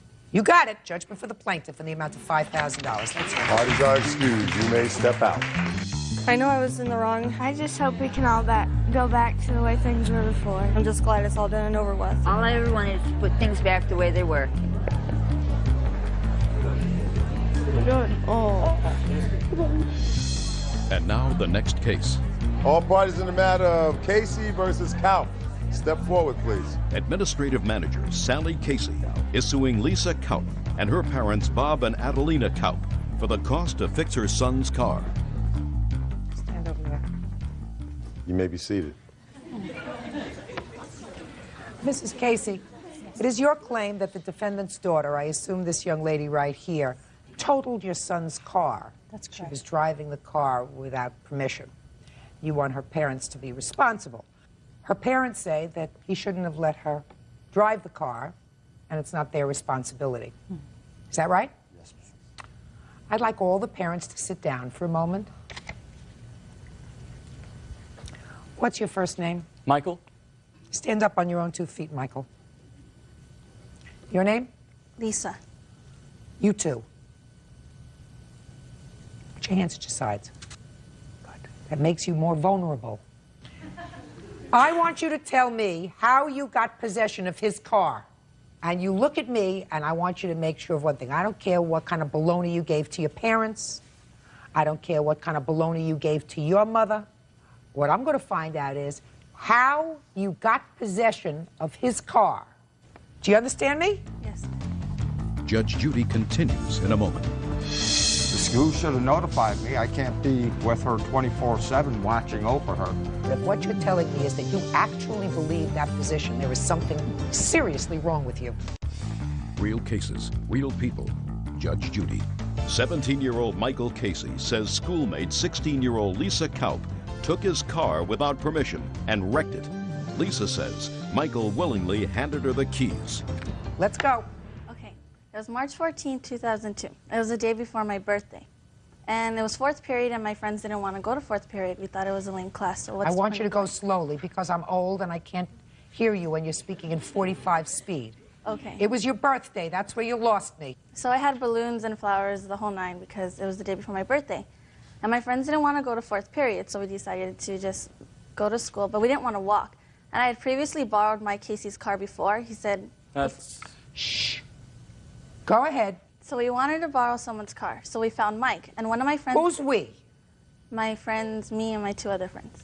Names? Lisa and Gina. So you found Mike where? In the quad of the old school campus. You were all together? Yes. We approached him and we asked, Mike, can we borrow your car? Who asked? My friend Lisa. And then she said, Mike, can we borrow your car? And he said, go ahead, as long as you put gas in it. So then we took the car, we walked out of school, and we took the car, and we went to my friend Lisa's house. And then we jumped back into the car, and then we were pulling away from the driveway. I looked over my shoulder, but because of the balloons and the flowers that I looked over, and the car must have been in my blind spot. So then I pulled away from the curb real slow, and then the car came up, and the whole other side of the road was open, but the car didn't move out of the way. She just approached forward. And then so we collided and collided, but the left fender of Mike's car hit the front fender of the other woman's car. Now your version. All right, I was in... No, look at me. Okay. And I want you to trust me. I don't care what story you gave to your mother.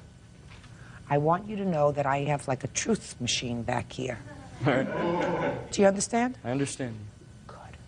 All right, it was around 12 o'clock, right before lunch, and Lisa, her friend, came up to me. I didn't see this Lisa or her other friend. I don't know what the other friend's name was. But Lisa came up to me and asked me for the keys because I gave her a ride the day before, to school. She said she left a notebook in my car.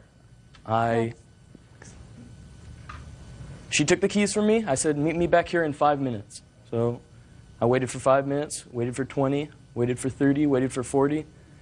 I was called into the office. I saw them in the back of a police car come up. They said, your car has been totaled. I was like, how has my car been totaled? They said, it's been crashed. I was like, how has it been crashed? They said, well, Lisa Kaup was driving your car and she crashed it. I said, Lisa Kaup? I gave the keys to Lisa in the first place. What's the whole point here? Let me see a police report. Have you in the past let anyone else drive your car? No. Ever. That's not true. Well, my grandpa, the one that gave it to me? No, I'm not talking about your grandpa. I'm talking about any other of your peers drive your car. The only person that's ever driven my car other than me, one of my peers, is my friend Vince. That's all. Excuse me, Your Honor.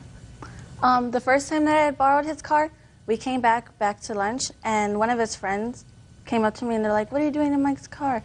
And we're like, oh, Mike said the keys are in the ignition, we can take it. He was like, oh, okay, that's cool. He got in the car and he took off. Who was one of this? his other friends. Sean. Sean came up to you and said that? Yes. He came into the car and he took off with the car. Sean took off with the car? Yes. How did you get the keys to the car on that date? We said, oh, can I borrow your car, Mike? And he was like, go ahead. I was like, I don't have my license, I just have my permit. He's like, How I did don't you mind. know my name? I've never met you. I never met you before that. He was like, oh, I don't mind. Go ahead. The keys are in the ignition. Okay. Now, keys are in the ignition? Just a minute. Now you can stand up. I tell you this. Even though I have some question about how she got control of that car, you're responsible, because she's responsible. I have some serious questions as to whether, when he just gave her the keys to the car, this other girl who said, go get your things out of the car, I left a notebook there because I was in the car a day before. I'm not so sure. Your daughter has no right to drive a car, right? Right. She knows she has no right to be driving a car. Correct. She was driving the car in a negligent fashion because she had all of her balloons in the back so she couldn't see what was going on. So what makes you folks think she's not responsible? Well, she is an unlicensed permit, has a permit only. And she was given the keys by the boy, and he knew that she didn't have a driver's license. Why would he give the keys to her Where when is she her don't have a driver's license? Where is her responsibility? She should have known. But So, where is her I dropped her off responsibility? at school. I expect her in school. And if she is tempted by someone else that's unresponsible and not driving the car, or in giving her the keys to drive the car, The school should have notified me. I can't be with her 24/7 watching over her. And it's high school. I mean, she's no little baby. There is something wrong with you, unless you're telling me that you're trying to make it a situation better. But if what you're telling me is that you actually believe that position, there is something seriously wrong with you. Real cases, real people. Judge Judy. 17-year-old Michael Casey says schoolmate 16-year-old Lisa Kaup took his car without permission and wrecked it. Lisa says Michael willingly handed her the keys. She's blamed everybody else but herself. I guess she gets that from you. No. It was the other lady who had plenty of room to go around them but didn't. It wasn't the fact that she couldn't see out of the back window because of all the balloons. It was the other lady's fault. It was his fault because he gave her the keys, or the other Lisa the keys, and Lisa gave her the keys. She has a responsibility. And since she has no money, it falls on you. She shouldn't have been given the keys. She had no right to take it. I agree. Let me ask you this question, sir. Where do you live? Rosemead. Where is that? California. Okay. Have you ever been to Las Vegas? Yes, ma'am. Good. You're at the airport waiting to go to Las Vegas. You see a couple of pilots coming out. They're going to get on your plane. One of the pilots says, "Oi, I have such a terrible headache. Mr. Kaup, would you please take the keys to this 747? And would you take the plane and fly it into Las Vegas as a co-pilot, because you need two people in the front cockpit in case something happens to the pilot. Would you do that?" No. Why not? I'm not going to jeopardize my life or other Right, people. because you don't have the wherewithal to fly a plane. Right. You've not been properly trained to fly a plane, even though this pilot gave you the keys and says, "Go start it up and take off." I would have You wouldn't be refused an it. idiot, would you? No, I wouldn't. You wouldn't be an idiot. Well, your daughter's an idiot. She should have known That's- better. I agree. Right, there we go. Now you're getting to some responsibility. She should have said, "No, I don't want the keys," but she didn't. No, she went and asked for the keys. Don't you understand? He didn't say, even according to her, "Here, I'm going to find Lisa and give her the keys to the car because she's got all these balloons and flowers." They came looking for him, according to her story. But he could have said no. He didn't have to say yeah. He knew that I didn't have a permit. I think it's genetic. I say no. When You my other said- daughters want to drive, Right. I tell them no. She should have been paying attention. That's it. Now, look, at least I made a convert out of one of you. He didn't do the wrong thing. You did the wrong thing. I want you to repeat after me. I did the wrong thing. I did the wrong thing. That's better. That didn't hurt much, did it? Let me see the bill to fix your car. There's that. There's the impound.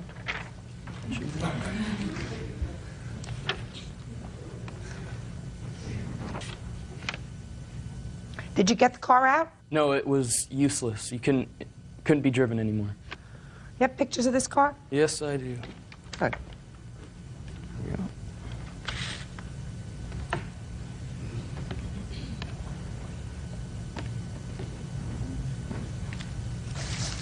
How did you deal with the damage to the other car? I'm pretty sure my insurance company paid for it. Yes, Your Honor, may I interject here? Stand up. Actually, what had happened was I had contacted my insurance company and explained to them that my son had been involved in an accident, and the insurance follows the car. Therefore, my insurance covered the damage to the Lexus as a result of... The car that was damaged Correct. by her. That's a very good insurance Yes. company you have. So now I'm going to give you the bad news. All right. I don't believe your story. I believe that you are partially responsible. I think she's more responsible than you are. Your total damages were $1,992, and I am attributing 1/3 of those damages to you. 2/3 to her. That comes to $1,328. Do you understand? Yes. Good. So you have to understand something. If you're given the keys to a car, and you're given a car to drive, you don't give those keys to anybody, whether they want to get a notebook, whether they want to listen to music, whether they want to do anything. You keep the keys to your car in your pocket, because the only one who's going to suffer out of this whole thing is your mother. I understand. Because her insurance is going to go up. She had a lot of aggravation, all because you wanted to be a nice guy. And as far as you're concerned, I have made your father a convert. Your father now understands the word responsibility. I hope that by repeating the phrase that I gave you 100 times in the mirror every night, you will also understand that if you do something wrong, you're supposed to fess up and say, I did it wrong, it was my fault. Do we understand each other? Yes, ma'am. A pretty face only gets you so far. That's all. Why is our excuse? You may step out. Your Honor, this is case number 93 on the calendar, the matter of Gadar versus Wall. Parties have been sworn in, Judge. You may be seated. Ma'am, have a seat. Mr. Goddard, it is your claim that the defendant owes you for some rent and a cell phone. As well as some other charges. And Miss Wall says she owes you nothing. She was your girlfriend for a while, is that right? We were dating. Everything started back in October. We started going out in October of 2001. At the beginning, it wasn't anything very serious. I don't want to go into the romance, Mr. Goddard. I just want you to tell me, sir. I just want you to tell me, there came a time that she moved into your apartment. Yes, she did. Okay. She moved in on February. You have to listen to me. I ask questions. I know you want to tell me everything, but I have to do it in a certain order. When did she move into your apartment? She moved in on February the 15th. She moved in on February 15th, and this was to be a short-term arrangement because she was waiting for an apartment. Is that right? Supposedly she was looking for something. Tell me about the conversation that you had with her when she moved in, according to you, on February 15th. Okay, on about February when she decided she was, I think, they had some problems on her old residence. So we agreed, me and her, that she would move in with me and pay half of the rent, which is $500, and I have here the lease. Just a minute. You're going to get... Just a sec.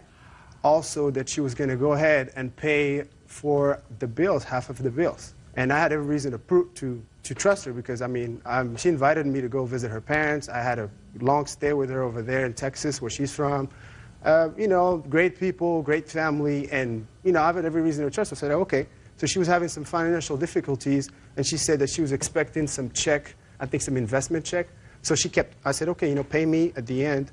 And when Tom came in, where I said it was in the beginning of April, exactly April 10th, and I said, look, you need to pay me for the past 2-month rents and pay me for your phone bills. She said, okay. She started, okay. 2 days later, she said, okay, we're breaking up. I'm moving back to Texas. And what she did was she did transit and move in with Amanda. Okay, and from there, you know, she did the same thing with Amanda, and this is my witness exactly, and she did the exact same thing with her. And I have a whole lot of mail right here to prove it. Mr. Goddard, are you ready for me to ask you questions now? Oh. Sure. How long had you been living in this apartment? I've been living there for over a year. And were you living there It's alone? a house, actually. House. And you've been living there alone? I've been living there with my brother and another roommate. And how many bedrooms are in this house? There's 3 bedrooms, but she agreed that she's going to share. Just answer my questions. 3 bedrooms. 3 bedrooms. You have 1 bedroom? Yes, I do. Your brother has 1 bedroom. Is that right? But me and Rachel were dating. Listen to me. I don't want you to think, Mr. Goddard. Listen to me, Mr. Goddard. I don't want you to think, sir. She was taking 50% out of my closet, so I think she was sharing my room right there. She was, Who do you think is smarter, you or me? You think because you're trying to get 1 step ahead of my questions that you're smarter than I am? On your best day, you're not as smart as I am on my worst day. So I want you to pay careful attention to my questions and answer my questions. And you'll answer them truthfully, or else I'll wring you out to dry. Do we understand each other? You have 1 bedroom. Correct? Your brother has 1 bedroom, correct? And then there was a 3rd roommate that had a bedroom, correct? That's 3 bedrooms. So it would be fair to say that when Miss Wall moved in with you, she was staying with you in your bedroom. Is that a fair statement? That's a fair statement. Good. Wasn't that easy? You see, there might be a chance for us. Now, your share of the rent was how much, Mr. Goddard? It was $500. So the rent on the house was $1,500 a month? Is that right? It was $1,475. I was paying $500 since I was having the largest room. And you always had the largest room. You didn't just get the largest room when Miss Wall moved in with you. Yeah, I always did have it. When Miss Wall moved out in April, did you find someone else to move in? No, I didn't. So you're still in the big bedroom by yourself. Is that right? Yes, I am. You see, he's trying to think, Bert, you know, and it's really so so interesting to watch the mind. Where is she going and what is she doing? All right. So, before she moved in, you're living in the big bedroom all by yourself, paying $500 a month rent. According to you, she moved in on February 15th. I would like you to show me a piece of mail that she received at your house during the month of February. I didn't open them. No. You just, we have postmarks. Yeah, postmarks, sure. Take a look at postmarks. Exactly. That's smart. Bird, would you help him out to show me where the postmark is? Yeah. In February, she carried all her mail. Just listen to me, sir. She would live there. Just listen to me. Find me February. I cannot find February. Right on. And the reason for that is because she lived there and she had all the mail when she was living with me in February, which means she kept it with her. Now when she moved find out. me March. She lived there in March as well. March, I know March. She said she lived there. Yeah. From March 1st until How can April I have 15th. a piece of mail of hers for March if she lived there? Because maybe you kept it. Maybe you kept the envelope. No, I didn't keep for anything proof. from her. Nothing. She kept everything she had. All now, this is that mail, all her mail? All the mail that I have. Is that all her mail? Yes, it is. And that's all her mail? You kept that mail? Yeah, I kept receiving it. He wouldn't give it to me. You kept that mail? Not- You want to go to federal prison? Not true. Do She you want to never go to asked- federal prison? Keeping her mail? Could I see all that mail, Sure, Bert? yeah, sure. Mr. Godard doesn't want to go to federal prison. While he's gathering up the mail, Miss Wall, you want to tell me when you stayed with Mr. Godard from whatever date to whatever date, did you share his bed? Yes, ma'am. Were you intimate in his bed? At times. He was Were my you boyfriend. working at the time? On The and answer off. is not an answer. The answer is people usually know whether they're working. Were you working at the time? Yes, ma'am. What kind of work were you doing? Is not an answer. Different jobs here and there. Like what? I worked security downtown. What else? That was mainly it. That was where my income was coming from. You know you're not telling me the truth, Miss Wall. I'm not going to press you. I had several different jobs. I'm kept trying to getting think what jobs I was at when I was living with him. To you? Judge Judy continues in a moment. He was the one that chose I didn't to ask you cancel. anything else. Of course you chose to cancel it, madam. You have a big mouth and you're a liar and you use people for money. And later today, One of the people that you had asked for help Yes. backed it up into her car, got out, left the car running, and relocked the car. Yes. I want you to hum for me the theme from The Twilight Zone. real cases, real people. Judge Judy. Aladine Guidar says ex-girlfriend Rachel Wall owes for rent and telephone bills. You owe people a lot of money. Yes, ma'am. How come?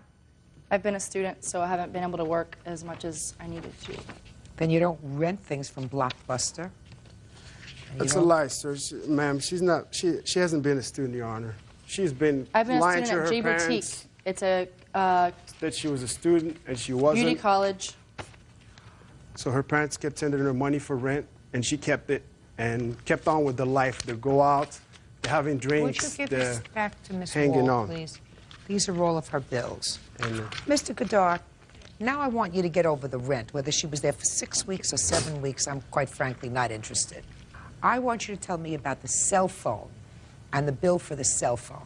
okay, on about the month of April, me and her were not being able to get in hold of each other. She was always away. She wasn't able to pay her old cell phone, which I found out only till now. So they got disconnected, and she said she needed a cell phone. We went to the place. We checked out the cell phones. I really trusted her. She was my girlfriend. I cared about her. I really loved her. I've seen, like I said, her family. And I mean, I've had pretty much every reason to trust the person. I mean, I said, Except she didn't why pay not? you any rent, sir. Exactly. She didn't pay me any rent. She was saying, So what happened with the cell phone? She Okay. got one cell phone disconnected because she didn't pay the bill. She hasn't paid you any rent. So you decided that since you couldn't get together with her, you'd get another cell phone. Is that No. right? You went to a store? no, I didn't get her the cell phone. She What did you went do? there. She tried to get the cell phone herself. Yeah. Okay, she applied. She got refused. She said, can you So she got- co-sign for me? Yeah. Okay, I said, I had every reason. I didn't know that back then that she owed so much money until now. I didn't know she was like this. 2 weeks later, you threw her out because you asked her for the rent money.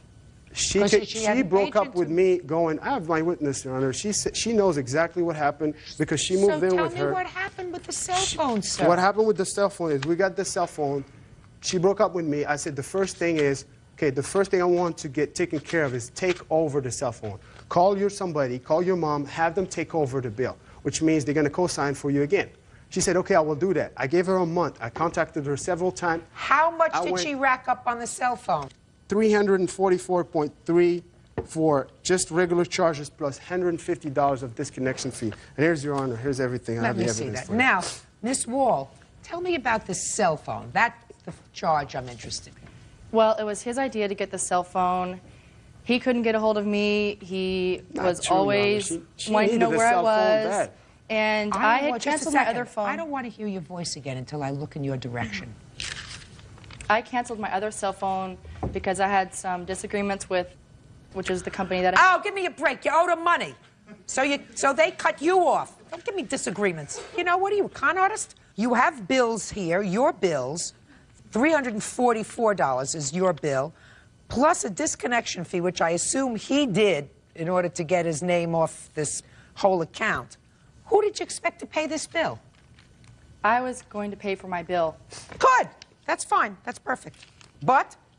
It was his idea to cancel, and he was the one that wanted me to get a phone. He pressed the issue and got the phone for me. He used my phone for calls as well. He made some of those calls, not just me. When you left, did you take the phone? Yes, I took the phone because I paid for it. No, you didn't. You didn't pay your bill. You took the phone, and you used the phone, but you didn't pay the bill. Now you have to pay the bill, as well as the disconnect fee, which altogether comes to $499. He was the one that chose to cancel. I didn't ask you anything else. Of course you chose to cancel it, madam. You have a big mouth, and you're a liar, and you use people for money. You lied to me today. I mean, I don't believe him with regard to you're going to pay half the rent. I mean, he lives in a room, one room.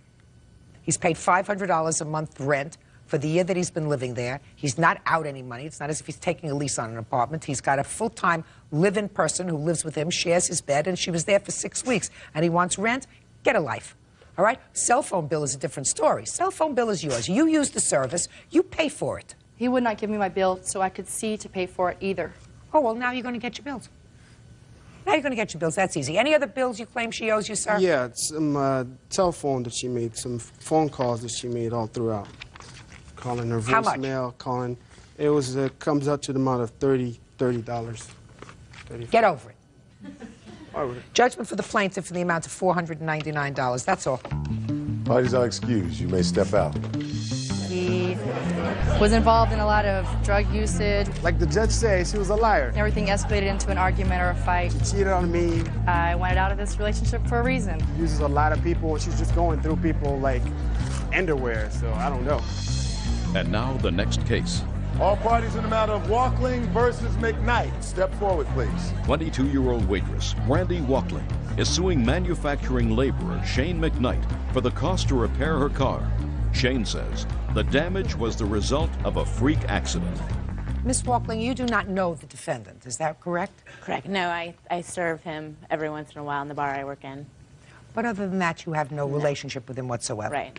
It is your claim that his car hit and damaged your car. Correct. I want you to tell me when that happened. That happened on March 8th. Where?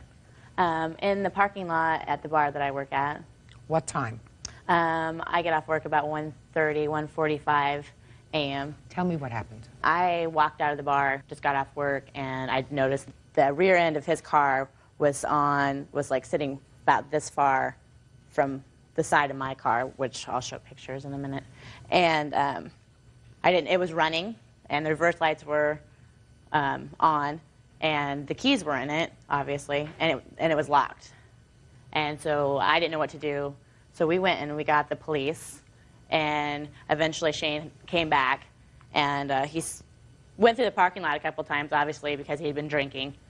And he had claimed that his car had went from this point in the parking lot here and reversed itself all the way into my car while he was gone getting his extra set of keys.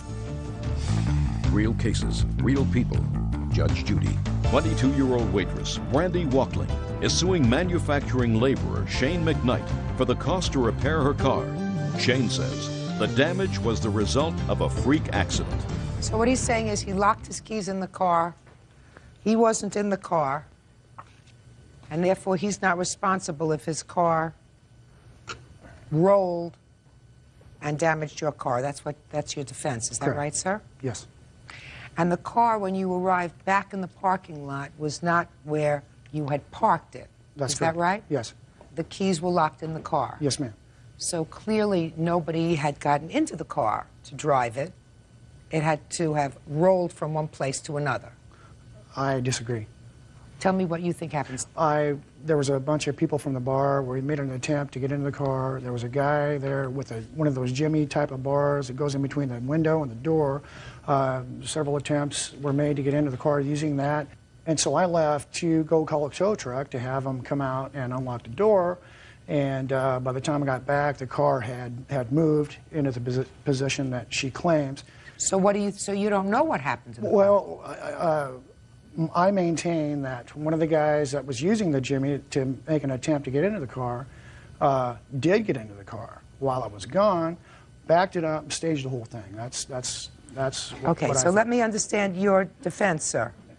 Your defense is that while you were gone, one of the people that you had asked for help yes, had in fact gotten into the car, backed it up into her car. Yeah, about 3 inches or so away. It wasn't even touching when I arrived. Well, maybe it bounced off. She's not here because her car wasn't damaged. Right. She's here because her car was damaged. And then when he realized that he had backed it up into her car, got out, left the car running, and relocked the car. Yes. That's your defense? Yes. I want you to hum for me the theme from The Twilight Zone.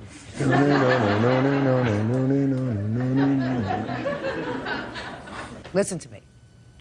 I think I know what happened, Mr. McKnight. You left the keys in your car. The car was running. And you left to go get a tow truck. While you were gone, E.T. landed in the parking lot with his little finger. You know, that long finger? Managed to get in, unlock the car, but nobody could see him because you have to be under 10 years old to see him. Got into the car, backed into her car, right? And then the ship took off. Let me see pictures of the car, please.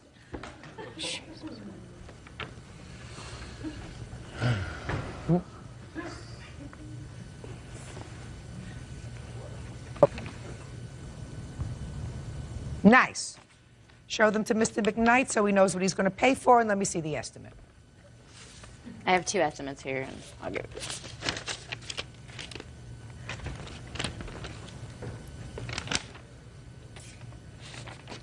Cheaper of the 2 estimates is $1,046. Correct.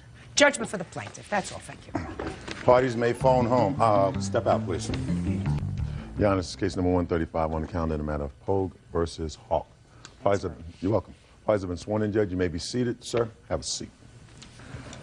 Mrs. Pogue, this young lady is your daughter, Yes, ma'am. and this is your other daughter, Yes, ma'am. and you're the Husband. husband. Let's deal with your daughter's lawsuit first, because I think that might be easier. You are suing your sister because you claim when you were living with her, she had promised to pay you for babysitting. Yes, ma'am. And she didn't. Yes, ma'am. How old are you? 18. How old were you when you were living with your sister? 18. When did you start to live with your sister? The middle of February. Why? I was kicked out of my father's house because I did not get along with my new stepmother. So Nina and her husband said that it would be fine for me to move in with them. How long had you been living with your father? I moved in with my father when I was 15. Prior to that, you had lived with your mother? Yes. Why did you leave your mother's house?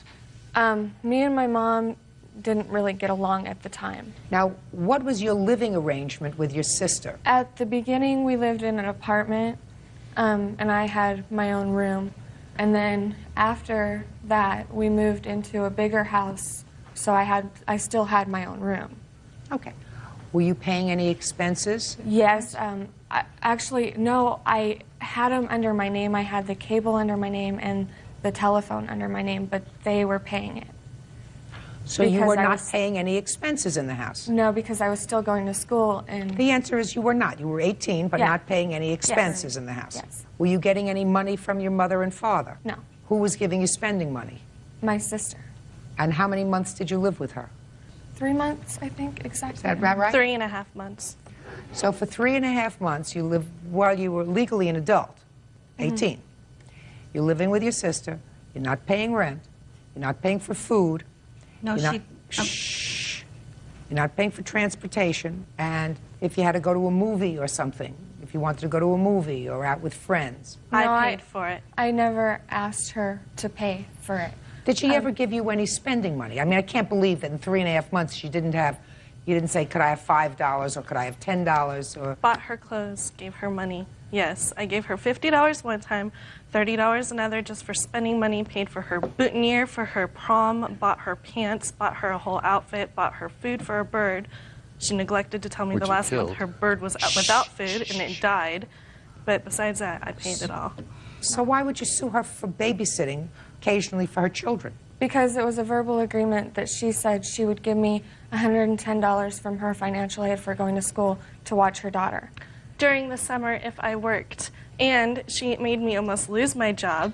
I had only worked there a week and a half, and she bailed out on me every single time I asked her to babysit during that only week and a half that she lived with me and I worked. I'm not going to bother with your babysitting claim, so now you can sit down.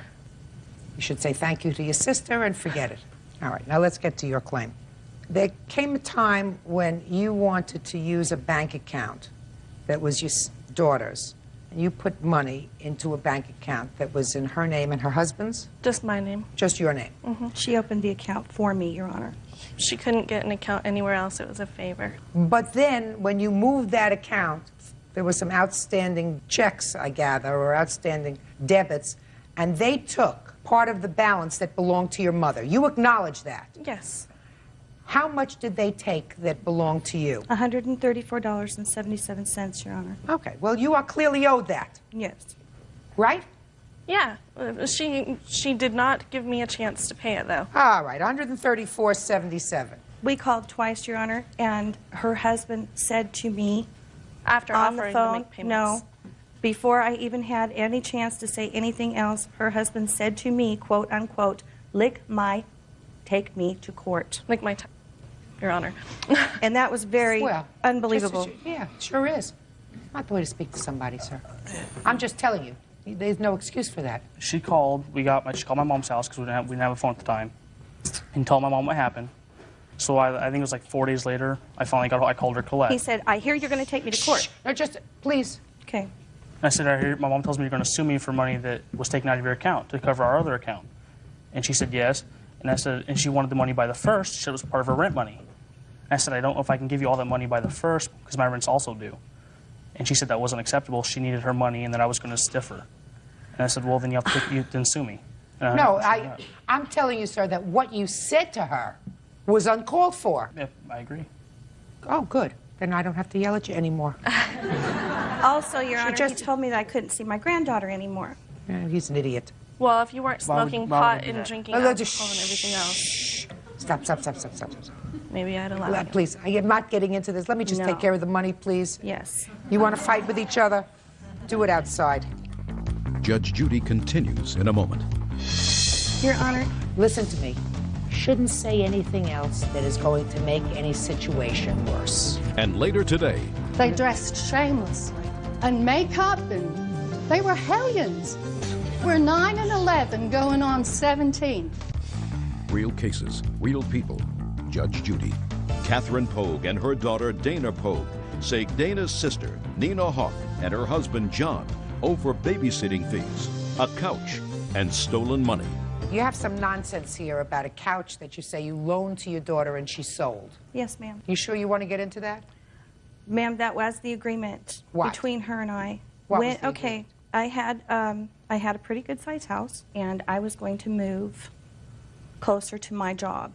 Go ahead. What year was this? The beginning of the year 2000. All right. You said take one of my couches. I said take both the sofa and the love seat. Please keep them in your control. If you decide to get rid of them, please, I would like them back. Or if you decide to sell them, this is how much I would like for them, because she said that her friend had expressed an interest in buying them. Come to find out, I asked her about them, and she said, oh no, Danielle has them in storage. And I said, oh, well then was Danielle going to buy them? And she said, Danielle already gave me the $350. And I said, well, then why didn't you give it to me? She said, well, I needed to use it at the time. And I said, okay, I understand that, but that was the agreement that you agreed to pay for them. Go ahead. This woman talks to me on a No. daily basis. Talk to me about the couches. She knows exactly what happened. When I was 17, April, she moved out to live with her boyfriend in Vancouver. She left me half the furniture. I've still got the buffet table, the sewing machine, never said anything about payment. I never expected this. I sold it to a friend of mine a year later. I was evicted a week and a half after she moved out because she hadn't paid 4 months' rent. Okay, when your mother moved, who remained in the house with you? My boyfriend and his best friend had to move in and help pay expenses. Just a second. So it was just you and your boyfriend? Yes. Is that accurate? Yeah, pretty close. Pretty close. Forget the couches. Judgment for the plaintiff on your claim for $134.77. Let me deal with your counterclaim for a moment. Okay. And it will take only a moment. Okay. Your sister moved in with you, and your counterclaim is that your mother should pay for the 3 months that your sister lived with you. She offered to help pay out and never paid a I dime did to not, help. Your Honor. Oh. I'm sorry. Well, if you did not have what I consider a real contract with your mother, your sister she certainly is under no obligation to pay anything for your sister who had turned 18. So you want to tell me what financial contract you allege with your mother with regard to your sister's support? Not anything in writing, just verbally that she said she'd help out whenever she could and Helping did out not. whenever she could is not a contract. Yeah. Because she can't. Because she's going to tell you that she can't. All right, so your counterclaim is dismissed, and on your claim you have $134.77. Okay. Listen, I don't know what caused all of this animus all of a sudden, because it sounds to me as if, despite its dysfunctional nature, the family had been working reasonably well. I love both my daughters dearly, Your Honor. Well, Your Honor, may I ask you something? who are you? I talked to Mr. No, how are you related to these people? He lives with me, Your Honor. And And he spoke with John about the money owed. I'm the other person that was on the account. It was my money also. Just a second. I've got proof that it Are you wasn't. related to any of these people in any way? No, No. Your Honor. Then I don't want to hear from you. They tried to say it was his. Love your show, by the way. Good. I love your silence. Your Honor. Listen to me. Shouldn't say anything else that is going to make any situation worse. Your Honor, I had no intention of doing that. I would like to tell you that the babysitting thing was, Dana did want to go out and get a job. They told her, no, please, we will pay you for babysitting. That was how that all came about. Ms. Polk, let me tell you something. I understand. If an 18-year-old moves in with a sister and her husband, and there isn't a lot of money floating around, it seems anywhere there's not a lot of money floating around, and it does cost money to have another human being in your house. Yes. I am positive that they extended themselves in certain ways financially. That's probably in order true, to yes. have your daughter, her sister, living with them. Whether it's for a pair of shoes or a pair of sneakers or something for graduation or an outfit or $5 to go to the movies or whatever. And there shouldn't have been an issue. There shouldn't even have been an issue with regard to this suit by your daughter. And I That's all. understand that. So let's not say any more. Judgment for the plaintiff in the amount of $134.77. That's all. Thank you, Parties Your are Honor. excused. You may step out. They just don't understand that family is family. I'm really sorry it had to come to this. Basically, they've run out of people to borrow money from because they burnt all their bridges, and that's what this is really about. I don't understand why it happened. I called him up, asked him if he wanted to handle it like a man and make payments, and he said no, take me to court. And now the next case. All parties in the matter of Martin versus Moss. Step forward, please. Nanny Gail Martin is suing her former employer, day spa owner Kimberly Moss, for non-payment of services rendered. Kimberly says Gail abused her 10-year-old daughter, Lauren. Miss Martin, you answered an ad in the paper for child care and light housework that the defendant had placed in the paper. It is your claim that you worked there and you were not fully paid before she let you go. That's correct. Okay. The defendant says you were, in fact, fully paid. Are these the two children she was supposed to take care of? Yes, Your Honor. When did you answer the ad and when did you start working? I answered the ad the first day I noticed it was in there. And there were 3 children, 2 girls and 1 boy. And I started to work on, the first week was October the 10th, and the second week was October the 15th. Okay, what was the pay arrangement? She told me, I told her what I got at my last job, and she said I paid $10 an hour. And after the first week, which was the Friday, but I had to come back Saturday, she only paid me the $300 from the first 3 days. Well, whatever it was, it wasn't enough because I had worked that first week. The first week, how many days did you work? 4 days. Is that correct? I really don't remember. Well, if you don't remember, then I have to rely on her. And the second week you worked, how many days did you work? I worked Monday, Wednesday, and Thursday. 3 And days. how much were you paid during that 2-week period? During the, yes, you were. The whole time I worked there, she paid me $300. Okay. How much did you pay her? When she first came to my employment, we agreed that she would get $100 a day. And Really, not $10 an hour? No. $100 a day, irrespective of how many hours she worked? Right. First week she worked 4 days, and you gave her how much? Whatever it was, she said you only gave her $300. Well, that's not accurate. Whatever I owed her is what I paid her. Real cases, real people. Judge Judy. Nanny Gail Martin says former employer Kimberly Moss owes for babysitting fees. Kimberly says Gail threw her 10-year-old daughter in the shower with her clothes on. So, what happened the second week? The second week, she was paid up. On the last day, her car broke down. She asked if she could stay with us overnight for a couple days because she didn't have transportation to and from work. And I said that would be fine until she got her car fixed. The first morning of the night that she stayed over, there was a problem. And what happened was I was in bed. My daughter Chelsea came running to me to wake me up, telling me that Gail had put Lauren, my baby, into the hot shower with her nightgown on. So I got up and ran into her bedroom, and there she was crying, cuddled up in the corner in the hot shower. So I got in the shower with her in my nightgown and blocked the hot water from her and adjusted the temperature, and to try to reduce the trauma of what had already occurred, took a shower with her, got her out, we all got ready for school, took her to school. That is why my secretary drove her home, because if I was to confront her about it, it would have turned out ugly. So I had my secretary relieve her from, that was the last day. In the shower? No, ma'am, I would never do that to a child under any circumstances. Never. And if this did happen, how come she didn't call HRS? That's what I'd like to know. When she told me she didn't have the money. Which child was in the shower? The baby, Lauren, was. Lauren? Come up here.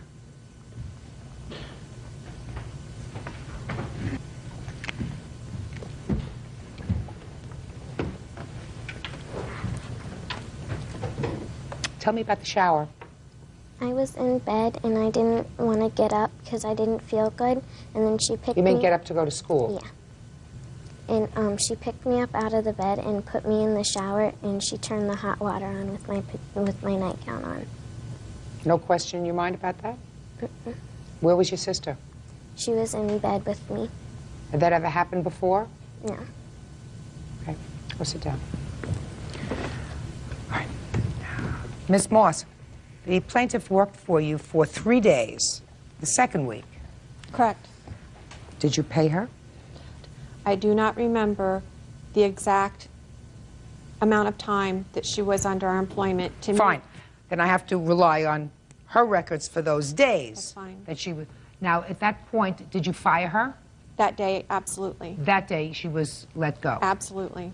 Okay. You say not. Is that right? No. She explained to me she was going to go to Daytona Beach with her boyfriend, and that her business that she just opened, her Kimberly's Day Spa, they do facials, whatever. And massages. You were told that your services were no longer necessary. Yes, because her business hadn't taken off like she expected it to. and that she couldn't afford it. This child that's wearing that nice little Sunday school outfit, that's not what they wore when I worked there. They dressed shamelessly. What do you mean shamelessly? They dressed in little Daisy Dukes with half their butt poking out the bottom, and little things with their belly buttons showing, and trying to go to school like that. They were, and makeup, and they were hellions. And what about they were 9 and 11, going on 17. Go ahead. I came back on the Monday to collect some money that she owed me from that previous week. Her oldest son was changing the locks on her house door. And I said, well, what happened? He says, don't expect to find any money here. We had a break-in. Our safe was broken into, but I didn't see any black powder anywhere. So he said, we don't have any money to pay you.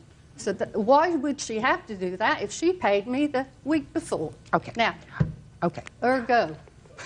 Okay.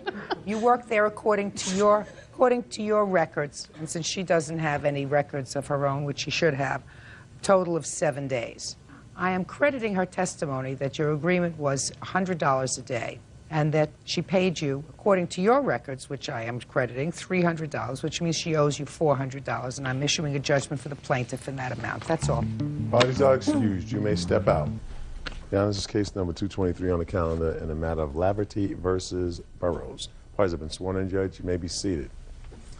Mr. Laverty, it is your claim, sir, that the defendant filed false charges against you. Yes. False charges in a road rage type incident. Yes, ma'am. Mr. Burroughs says that the charges he filed were, in fact, true, and is counterclaiming for damages that he alleges were caused when you broke or cracked his windshield during this incident. What time of the day did this incident start? About 12:30. On what date? November 20th, 2001. And what kind of vehicle were you driving, Mr. Laverty? A 97 Dodge Ram truck. And you, sir? A 98 Toyota Tacoma pickup truck. Where were you going, Mr. Laverty? I was on my way to the gym. And you? On my way to work. When did you first notice the plaintiff? A little past the 101-170 interchange. And where were you in relation to the plaintiff? I was in the left lane. Because you were the complainant in this case, right? Originally in the criminal complaint, yes. Go ahead. I was in the left lane of the 101 freeway southbound. You were in the passing lane? Correct. And where was Mr. Laverty? He came up behind me in the same lane. So he wanted you to move over so that... He was flashing his high beams and he was at a pretty high rate of speed. So he wanted you to move over? I attempted to oblige. What do you mean you attempted to oblige? I turned on my right signal and began to move over into the number 2 lane, at which point he accelerated around me, honking his horn, and pulled back into the number 1 lane of traffic. Okay, what happened next?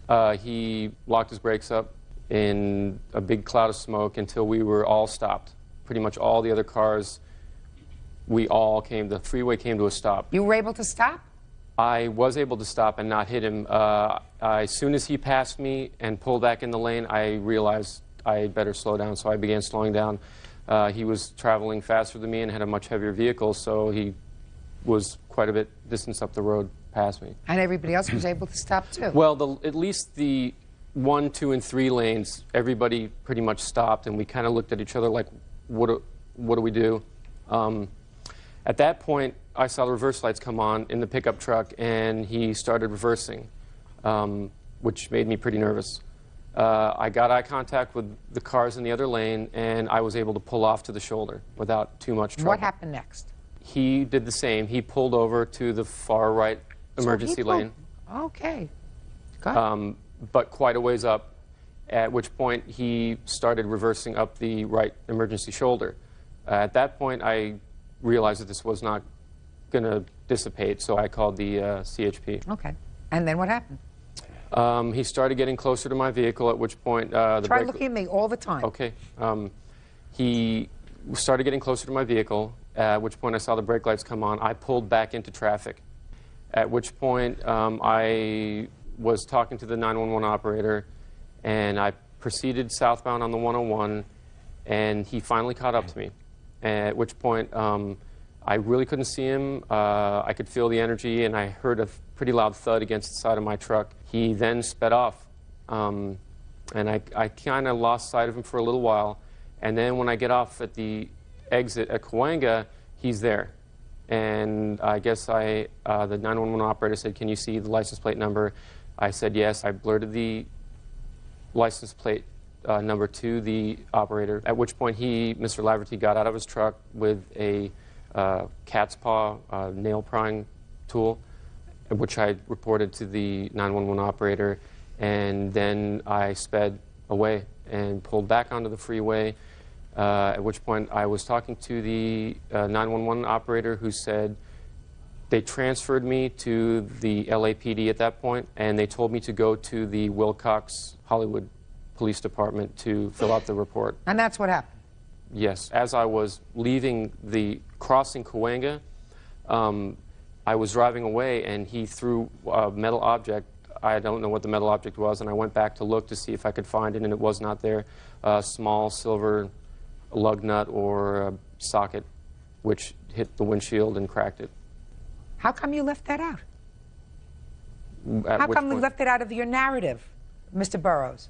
It's sort of interesting that that's formed the basis, really, of your complaint against him, and yet when you told me the whole story, you left that out of the narrative.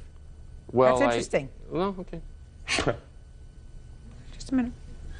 All right, Mr. Laverty, now I want you to tell me your version of the events, please. All right. I was traveling southbound on the 170 freeway, where the 101 interchange is. There was a problem at the Vineland exit. Mr. Burrows was in that traffic jam.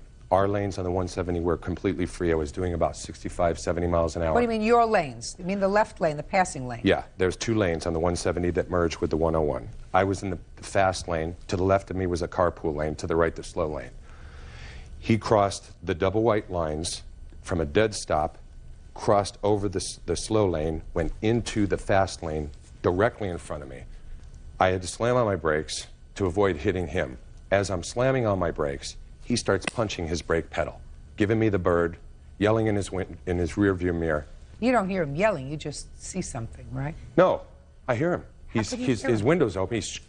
Well, I guess How not could hearing you? him, but he's looking in the Mr. rearview. Laverty, I've been around probably longer than you have, and there's a certain common sense. If you're driving 65 miles an hour and somebody is in front of you, you don't hear them if they're yelling at you in their rearview mirror. Do you understand? I do. Okay. I didn't hear him. You didn't hear him. I saw him You yelling. saw him mouth. That's what I was. Oh, okay. Go ahead. Anyhow, I tried passing to the right. He cut me off, still hitting his brakes. I tried passing to the left. He sprayed windshield wiper fluid on my car. How did that happen? I guess he hit his windshield wiper dealy. As he was passing you? No. He's cutting me off to the left. I'm behind him again. Right. Then he sprayed the windshield wiper fluid on me. Maybe his windshield was dirty. Or maybe it was cracked. Who knows? Go ahead. He's a giggler. Right, go ahead. Go ahead. Anyhow, I tried to pass to the right. He threw batteries, or what looked to be batteries, out of his car window at my car. I pulled away from him. He pulled over behind me. I came to a stop. He pulled back into traffic. Now, you were going to the gym. Yes, ma'am. Where is your gym? On Cole Street. Cole Street. Yes. And what exit do you get off to go to the gym? Cahuenga. Yeah. And where do you work? I work at the Film Institute. And what exit do you get off at? I get off at the Vineland, the Argyle. Argyle. It's the one right past Cahuenga. But you got off at Cahuenga. That's correct. Don't tell me because anything. You actually followed him off. That's the correct. exit. Can I explain? No. Judge Judy continues in a moment. I don't know how his windshield got broken. Crowbar, lug nut, a pair of stockings, a pair of underpants. I don't know what broke his windshield. Real cases, real people. Judge Judy. Scott Laverty says he had phony assault charges filed against him by Shannon Burrows. Shannon says Scott is a maniac. Go ahead. I turned right at the end of the off-ramp. He appeared out of nowhere, just like a bat out of it. Anyway, he just appeared real quick. I saw him in my rearview mirror, revving up to me, hitting his brake, revving up, hitting his brake like he's going to hit me. So I get to the end of the off-ramp, I turn right, about 20 yards, I pull over, he pulls behind me, then does a U-turn, gets right back on the freeway. That is the end of the story. Mm-hmm. Not the lies, just the story. Mm-hmm. And after the trial, you were found not guilty. Of all the counts. I would like to see what you have of the police report, please. I have a 911 tape as evidence. Oh, I'd like to hear the 911 tape. I'm sure you will. What?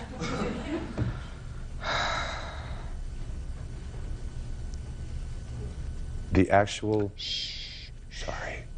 I won't do it again. Herb, would you take the 911 tape, please, and bring it up here? Because I can never hear from over there.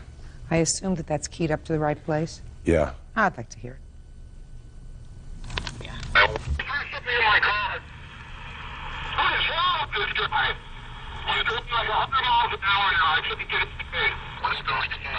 I couldn't stop. What's your name? My name is Shannon Crow. B-U-R-O-U-G-H-S. Okay, we'll go to broadcast information, okay? Should I try to get it put in here? No, it might be too dangerous. We'll go to broadcast, okay? Don't worry about it. Okay? I've got 5 L8. Okay. And, is it about you? Yes, you can just do a quick on the car. Time? 911, where's that for 659? 5FP, speed transfer. Hi, give me the address of where you're calling from or what and what's going on. A guy on the freeway threw several objects at my car, pulled in front of me, slamming on his brakes. I did nothing to provoke him. And what's the address? It's Hollywood, I would say Vine and Yucca. On the street, sir? Yeah, he's damaged my vehicle, so I need to follow this up. Okay, sir, did he throw these objects at you on the freeway? Oh, it's on the freeway and on the surface street. So he started on the freeway throwing stuff at you? Okay. That's right, and he cracked my windshield. Okay, how long ago did he tell me? Of course, it's probably about 10 minutes. Yeah, it's about 10 minutes ago. I had to literally go through a red light and go around a big U-turn because this guy was throwing crowbars, or what appeared to be a crowbar at my truck, and broke my windshield. Okay, did you want to make a report over the phone? What do you think I should do? I mean, I need to recoup my loss here because I know for a fact that this windshield's about $500. Mr. Burrows, you told the police what was happening. You asked the police whether you should follow Mr. Laverty and get his plate number. They tell you not to do that. You decide to do it anyway. So clearly you felt as if you were not in any danger because you did follow him off the freeway. You got off at his exit, came up against him quickly, and while you originally told me that what cracked your windshield was a small lug nut, perhaps you couldn't see it, but a small lug nut, you clearly told the police that what broke your windshield was a crowbar that he had thrown at your car. That's right. Which is probably why the case was dismissed against Mr. Lafferty, because your testimony was so inconsistent. You say in your answer, Mr. Burrows, that he's lucky he got off on a technicality. That's not a technicality. You're the only witness to this event. And when the only witness to this event gives false or inconsistent statements in order to buttress their version of the events, the person who has to decide the case, in that case a criminal case, says, I can't believe him. I can't convict somebody beyond a reasonable doubt with all this inconsistent testimony. Go ahead. When I had blurted out that it was the crowbar, I was on the 911 call. I was full of adrenaline, and the only thing that I had originally seen in his hand was the cat's paw, which is a small crowbar. But when my blood pressure came down a little bit and I thought about it, I remember seeing a small silver object coming at my truck. That's when I heard the impact. So you're right. I was under duress, and I did say crowbar because that's the only thing I had seen at the time. You weren't under duress, sir. You both of you guys driving around in your pickups had a little bit too much adrenaline flowing that day. You, Mr. Laverty, were probably going a little too fast. I was doing about 65. I was going with the flow of traffic. Oh. And Mr. Burroughs, I don't know, maybe he didn't like the fact that your truck was bigger than his. I have no idea what it was. I'm sorry, but I have no idea what it was, Mr. Lafferty, but I want to ask you this question. First of all, I'm dismissing his counterclaim. He's got a counterclaim for his broken windshield. I don't know how his windshield got broken. Crowbar, lug nut, a pair of stockings, a pair of underpants. I don't know what broke his windshield. Clearly, I cannot make a determination that it was anything that came out of your hand or out of your truck. You have a complaint against him. Your complaint is one for really having you falsely arrested. And what I want, you look like a relatively reasonable person. Is there anything that you could have done that day to prevent any interaction with Mr. Burroughs? No, I tried. I pulled over to let him pass. I got off on my exit. After he had passed, he was behind me. I did everything I could.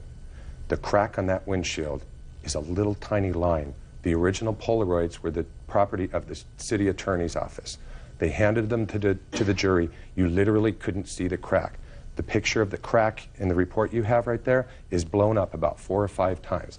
Do you think if I threw this at his windshield? That is not We're not all. done. We're not. It's not you. Oh, okay. Or even a lug nut that maybe weighs 4 or 5 ounces. There would be an impact point. I threw nothing at his windshield. Let me tell you something. There is no question in my mind that he acted inappropriately that day. I just wanted to know, from your perspective, was there anything that you could have done? Let's say you were a shy, timid little old lady driving around in a station wagon instead of a big guy driving around in a pickup truck. All right.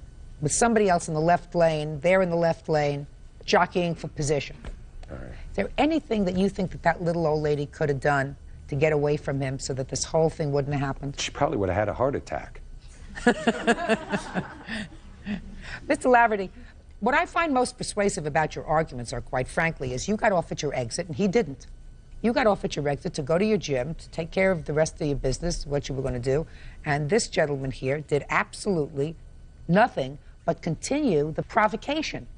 And quite frankly, I cannot, in my mind's eye, see the 101 freeway, is that what they're talking about here? The 101 freeway, all 3 lanes coming to a complete stop and everybody looking at each other. What do we do now? We're talking about a pile of smoke. It was a cloud of smoke. I have anti-lock brakes. My brakes don't skid. My wheels don't. So not true. Just a second. I cannot imagine, unless every news channel around would have a picture of that, the lanes of traffic on the 101 coming to a complete stop because of some guys playing around in their trucks. And then I'm going to go backwards with 70-mile-an-hour people coming out. Exactly the point why I called 911, because it was obviously someone out of control. You were. No, I think Mr. Burroughs. Mr. Burroughs. Way out of control. Mr. Burroughs, I think that from your perspective, you thought that he was driving inappropriately. I just wanted to get out of his way. No, no, no. You hopped in my way. That's just not true. It is true. It's just not Mr. true. Laverty, I mean, you're saying you that I just was lost in your stop case. traffic? I want to tell you something. You just lost your case. You want to know why you lost your case? How? Because you have a bad temper. You can't even be quiet when I tell you to be quiet. And you keep saying, I'm sorry. That doesn't cut it. That doesn't cut it. You have to be able to control your temper under all circumstances. He didn't do the right thing. If he's got a broken windshield, he's going to take care of it himself. Now, Which I did. Which you did, and he's not going to. He's not going to have to pay for it. Oh, he sure is not going to have to pay you for it. But I certainly am not going to issue a judgment in your favor, Mr. Laverty. I think that you both probably acted a little inappropriately that day. And I think that if you had it to do all over again, perhaps you know that you lost a great deal of time defending these charges. He lost a great deal of time being involved with this. Plus, do you work? Yes, full time. What kind of work do you do? I do technical direction. Full time. And you? I do voiceover work. Okay. So you both work. You don't work full time. That I know. You work part time when the jobs come up. I haven't said whether I do or not. So how would you know that? If you're doing voiceover work, that usually doesn't mean that it's a 9-to-5 job, Monday through Friday. I'm still trying to figure out why he interrupted me and I get yelled at. I'm sorry. You're sorry. I am. I don't understand it. Very easy. Case is dismissed. That's all. Parties are excused. You may step out. Yeah, this is case number 112 on the calendar in the matter of Moore versus Hightower. Thank you. Parties have been sworn in, Judge. You may be seated. Have a seat. Miss Moore, you and the defendant had dated, and according to your complaint, You made loans to him. One large loan for his mortgage and then some small loans for credit card charges. Mr. Hightower indicates that you did pay this money, but there was never a loan agreement and never an agreement to repay you. Is that right, sir? Yes, sir. When did you start to date the defendant? Several months after my son was murdered. When was that? March of 2000. Probably about 3 or 4 months after that. What was the first loan for and when? In July of 2000, Donald showed me a letter that, well, the mortgage company had wrote, which showed that they were going to foreclose on his house. I'd like to see the letter. Now, where were you when he showed you that letter? At his house. Were you living with him at the time? No. I want you to tell me the exact scenario that came about when he showed you this letter. Can I kind of tell you what, you know, led up to this, my frame of mind? Yeah. No. I don't want to know about your frame of mind. What I want to know about is the conversation, where you were. It's clear if you were dating him, then you liked him. Right. Also, based upon what you told me, what happened to your son in March, you were vulnerable. You were feeling slightly depressed. I understand that. However, this is still a situation where we have to deal with whether this was a loan or not a loan. Okay. So I want you to tell me where you were seated in the house, what the conversation was that led up to him showing you this letter. Okay. I was sitting in the lazy boy chair, and you know, he had all his bills right there, and he showed me the letter. I mean, he just took this letter and said, well, take a look at this? Everything was sitting right there, and he showed me this letter, because we were talking about how he couldn't, you know, afford to, you know, take me out to dinner, and, you know, he felt bad about it. It was in that context that he showed you this letter, I can't afford to go out to dinner or whatever because I have all these bills. Right. Okay, go ahead. Well, I had a lot of money at the time because of the life insurance policy from my son's death. And I felt really bad, you know, because, I mean, he has these 2 wonderful children. One, she has Down syndrome, and she is a sweetheart. I mean, she's just so full of life. And I just couldn't see these children, you know, August 4th, they were going to foreclose on the house, and where were they going to go? I felt terrible. And I'm trying to be a fixer-upper. I was trying to help him fix the situation. I know that I get a lot of money back from my taxes just claiming one child. So I knew when he gets his taxes back, I mean, he'll get $3,000 or $4,000, probably more than I do. And in order for me to negotiate with this Equicorp, you know, place, I called, you know, them up and I said, well, what can we do to get this, you know, straightened out? And they said, well, this amount of money needs to be mailed. So in order to, you know, get him above water, I went and paid $4,500 towards it. You have proof of that? Yes, I do. This is a copy of the money order and the original. Okay. Now after that, what did he say to you? I'm trying to remember. This was a couple of years ago. Well, you have to remember. Your Honor, may I answer that? No, not yet.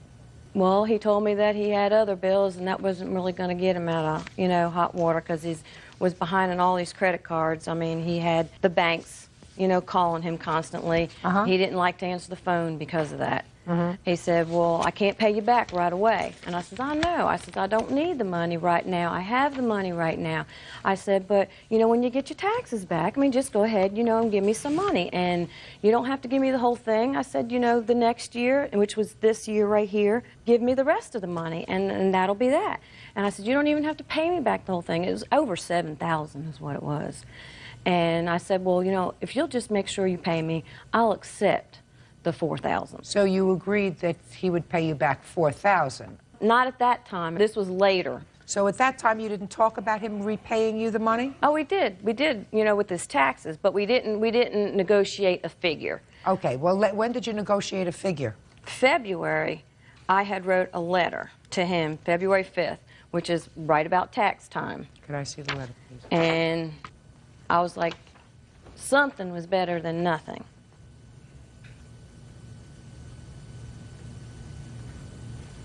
Would you show this letter to the defendant, please? You recall receiving that letter, Mr. Hightower? Yes, ma'am, I do. Good, thank you. When you received that letter, Mr. Hightower, what did you do? I read it. And after you read it, what did you do with it? Tore it up and throw it in the trash. Why? Because when she did this, I told her not to do it because at the time, I was going through the separation and divorce, also going through a custody hearing. I told her that I not know when I'd ever be able to pay her back. Are you still living in the house that she... No, ma'am. Who got the house? It's been put on a lot for sale now. I moved out the end of February of this year. Why? They foreclosed on it in December. How many months did you live there after summer of 2000? I moved out of it February of 2002 of this year. Oh, so her money helped you stay in that home? I guess, but also too my What do lawyer. you mean you guess? My lawyer also helped. My attorney knew what was going on. My You had a attorney lawyer? helped me. Yes, ma'am. When I was going Lawyer through for the custody case? custody, and the separation, and divorce? divorce, yes. Did you pay your lawyer? Yes, ma'am. How much did you pay your lawyer? $1,500. Do you still owe your lawyer? No, ma'am. So you took this letter and you threw it in the garbage? Yes, ma'am. That's a lot of nerve. You mean you didn't even answer her? Ma'am, also, too, you got to realize a lot of things going on with her. One time she broke in my house just to show her brother my home through the kitchen and come back bragging about it. So what? The next time she went through my mail, took a credit card out of my mailbox. Stop complaining. I'm asking you a question, sir. You get this letter, you don't respond to it, you take it and you throw it in the garbage. And then what you do is you justify those actions by little petty irritations.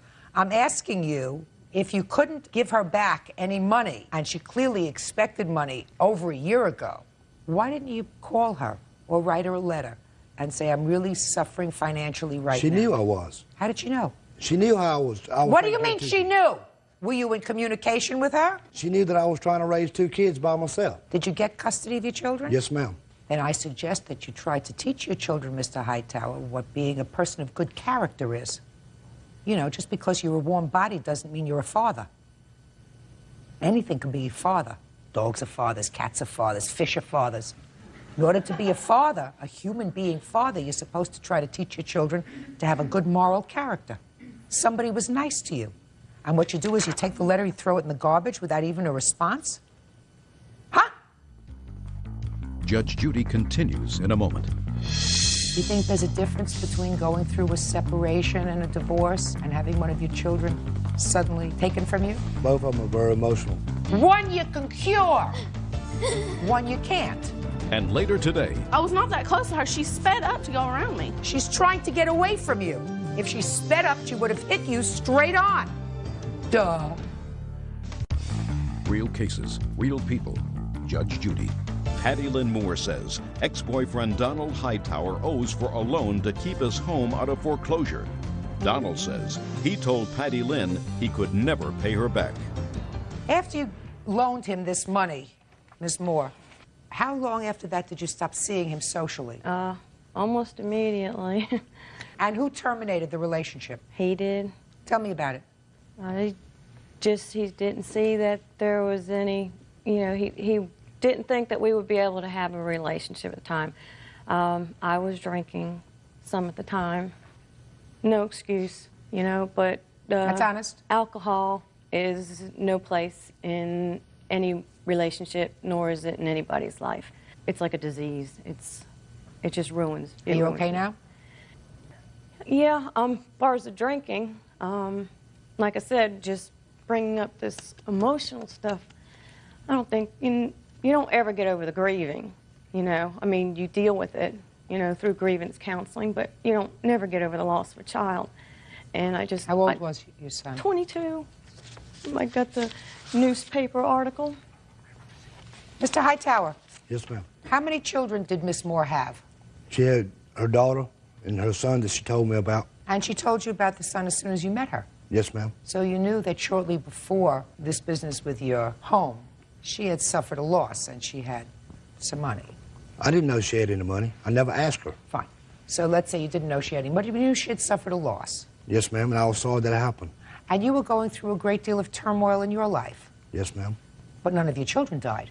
No, ma'am. You think there's a difference between going through a separation and a divorce and having one of your children suddenly taken from you? You think there's a difference? You think there's a difference? Both of them are very emotional. Yeah. One you can cure, one you can't. And what I find most obnoxious about your behavior, sir, is that you didn't even bother to respond to this letter. You read it, you tore it up, and you threw it in the garbage. Because you were going through a great deal of stuff on your own. That's what you told me. Good character is what you're supposed to teach your children.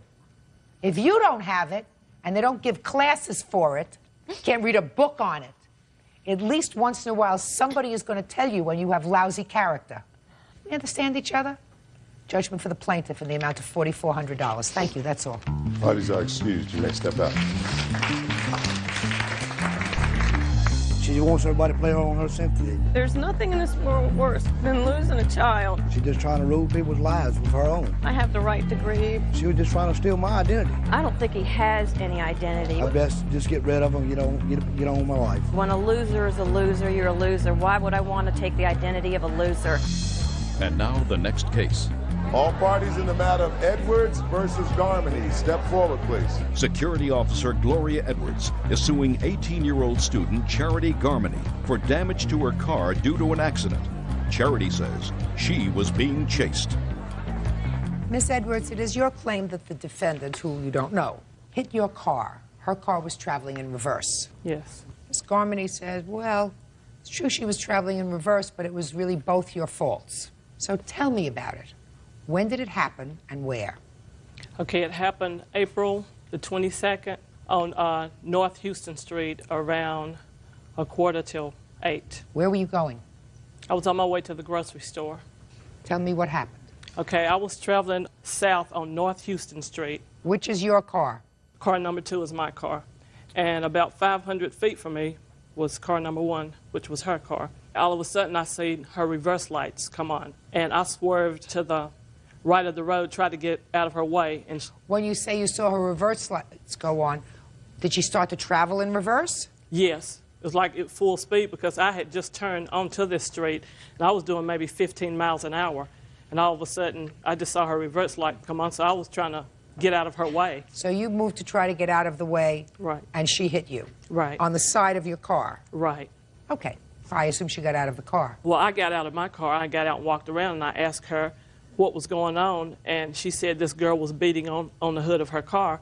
And I told her, I said, well, look at the damage that you've done to my vehicle and your vehicle. It's going to cost more to have mine and yours fixed than it is for a fist dent that somebody put on yours. Real cases, real people. Judge Judy. Gloria Edwards says her car was damaged when Charity Garmany hit her while driving in reverse. Charity says she was being chased by another vehicle. Okay, now I'll hear from you. Okay, I was driving. Me and my friends were driving down the street. We was going to get off the road, was leaving to go across the railroad tracks. And I was coming forward. And what? I was coming forward, going off the street. I'm right here. You were going forward? Yes, to go across the street, to go across the railroad tracks. That's when Nikki and Aaron pulled their car in front of mine to block me in. Nikki and Aaron are people that you know? I know them, but I don't know them personally. I know them by name. But you knew them? Yes. So they blocked your car? Yes. Then Marcus pulls from this street right here, completely blocks me in from going forward. Now, Mr. is car number D? Yes. Did you know Mr. Yes. Had you had any trouble with him? No. So he's blocking your car? Yes. Go ahead. So she gets out of the car and starts beating on the hood of my car, telling me to get out. The girl who was in car number C? Yes, which is Nikki. And you never had any words with Nikki? You didn't know why? No, come on. She had attempted to pull us over before. Why? I guess she wanted to fight. Still to this day, I'm not quite sure why. Why would she want to fight with you if you only knew her by name? Because my witness, she doesn't like her. All right, so you had somebody in your car that she didn't like? Mm-hmm. My witness. And that's what this is all about? Yes. Oh, okay. Go ahead. So she gets out of the car and starts hitting the hood of my car, telling me to get out, that she's going to kick our ass. Were you frightened? Not frightened. I just didn't want to fight. I saw no point in it. Well, were you frightened when Mr. pulled his car up and you were totally blocked in? Yes, I couldn't go forwards. So you were very frightened. Were you frightened? Well, yes, but I mean, because I couldn't go forward, so she gets out of the car, telling me she's going to kick my... I can't go forwards. So I looked in my rearview mirror. I put my car in reverse. Maybe 5 miles an hour.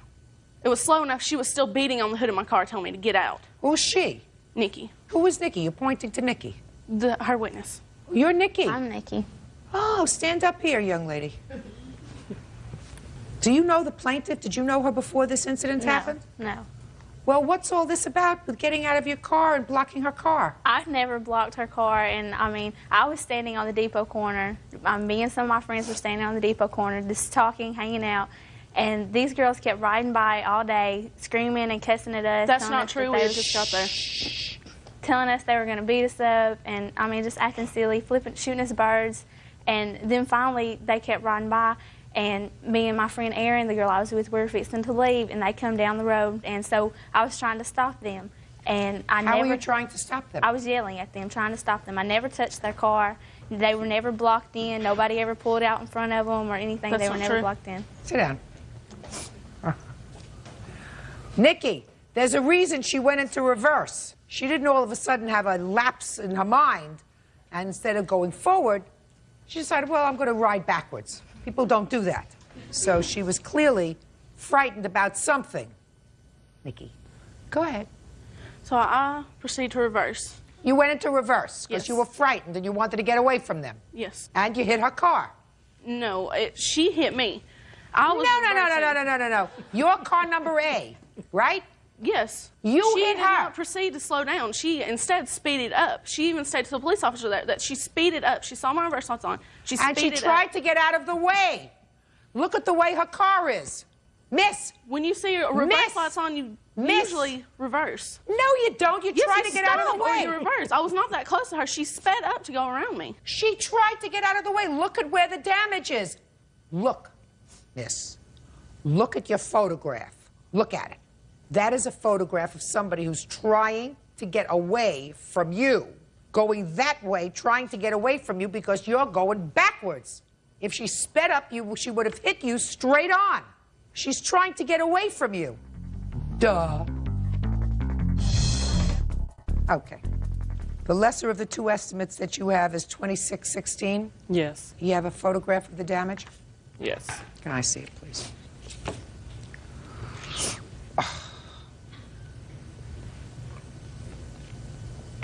Did you have damage to your car? Yes, ma'am. Did you sue Nikki?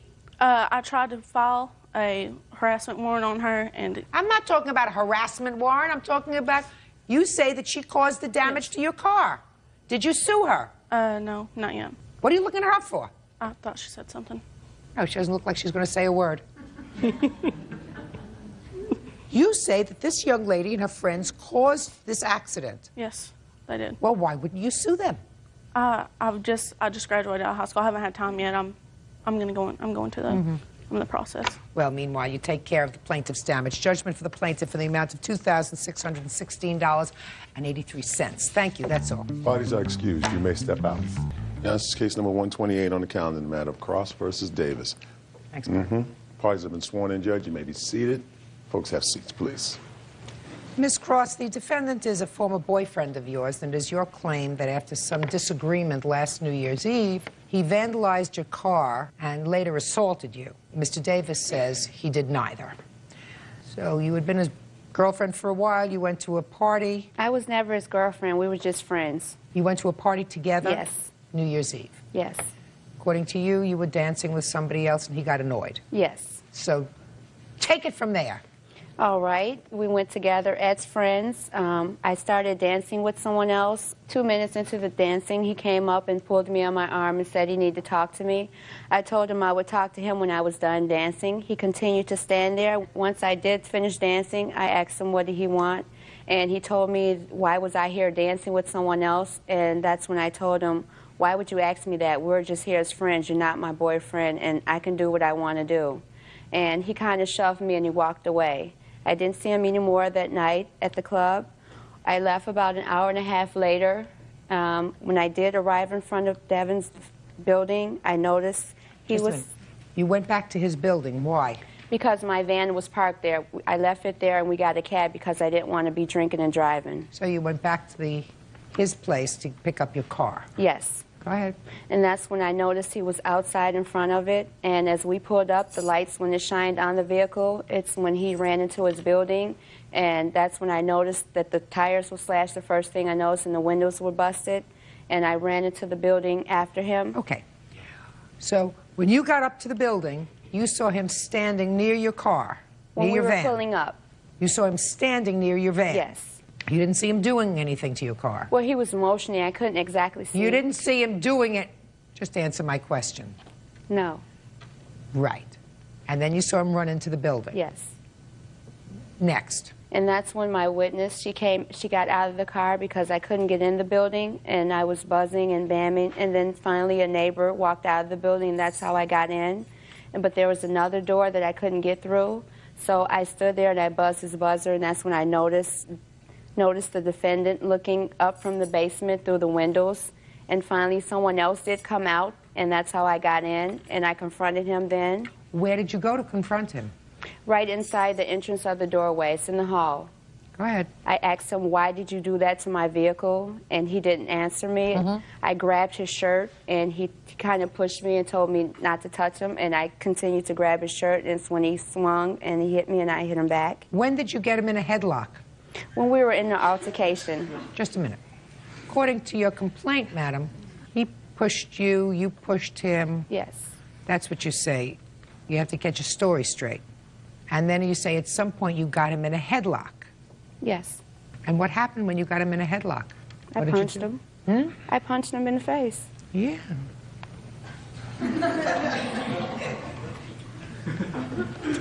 So, and then what happened? And that's when my witness came up and she kind of broke it up. So why are you suing him for assault? Because he hit me first. I only grabbed his shirt. That's touching him. You can't grab his shirt. Okay. I mean, okay. You grabbed him. He, according to you, pushed you away. You grabbed his shirt again. Yes. Why? Because I wanted to know why he did that to my vehicle. Why didn't you just go call the police? I did. Why didn't you call the police first before you put your hands on him? I was upset. Sure. Can't sue him for assault. You touched him first.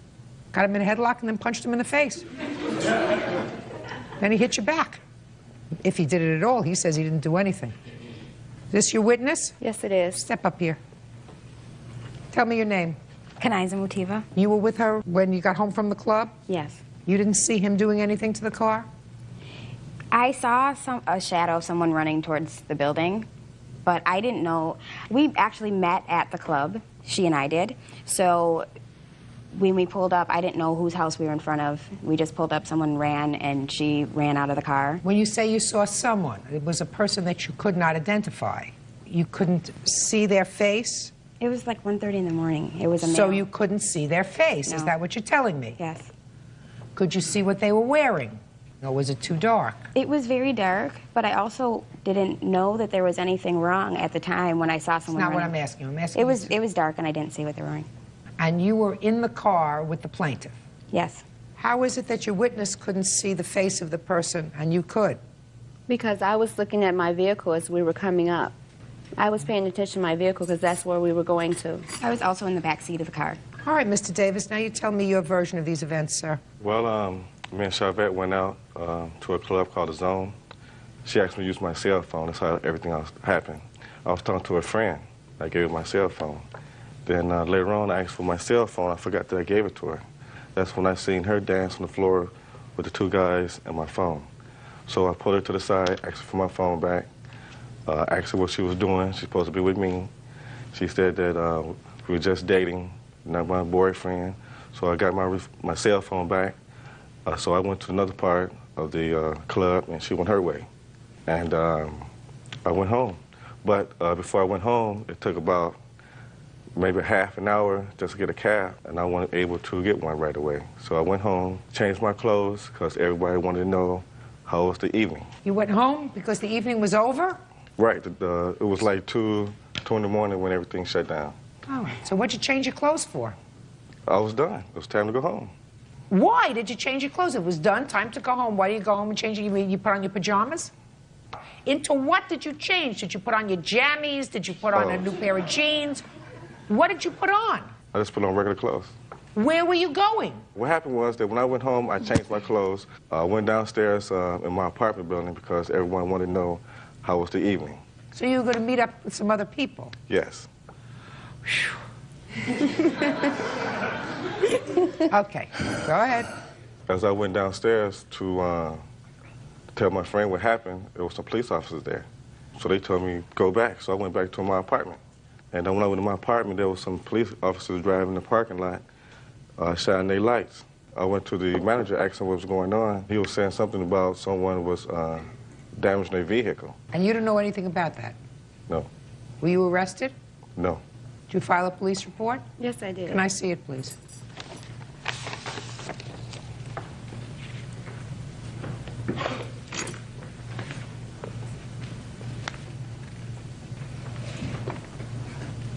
Is this the only report that you have?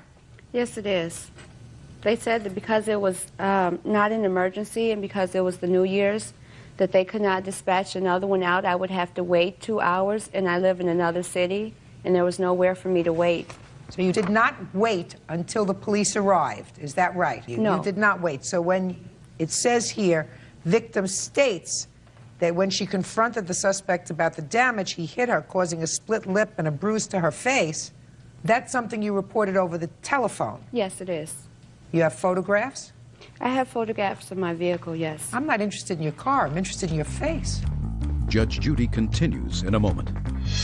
I also did have to get a harassment order because the defendant continued to call me the next day as if nothing ever happened. He called and said, "What's up? What are you doing?" Have you used any drugs at this club that you went to? And later today... What kind of furniture are we talking about, sir? We're just talking about regular furniture I have. Regular furniture, as opposed to irregular furniture. Well, what furniture? Real cases, real people. Judge Judy. Charbed Cross says, after an argument at a club, former friend Devin Davis vandalized her car and assaulted her. Devin says Charbed punched him first. Ms. Cross, I'm not satisfied with your story.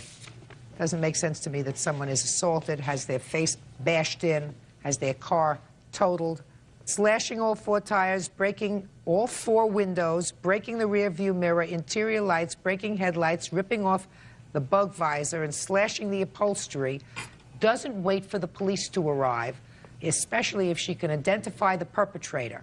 So I'm not going to make that judgment now. That's what you do. You wait for the police to arrive. Police take a statement, they take his statement, they take witnesses' statements, they render a police report. That's of some help to me. He says he didn't do it. She says she couldn't see who was standing there. Your Honor, when we was inside the building and after she broke up the fight and I asked him why did he do it, she was standing there and she can witness to what he said. Oh, well, I'm waiting to hear that. What did he say? He admitted that he did it. No. What did he say? He said that he did it. He said he was sorry he did it. He never explained why he did it. Now I come back to you. So far, this witness has been honest with me. The witness has said to me, I couldn't see who the person was who was standing outside. She didn't lie. She said it was dark.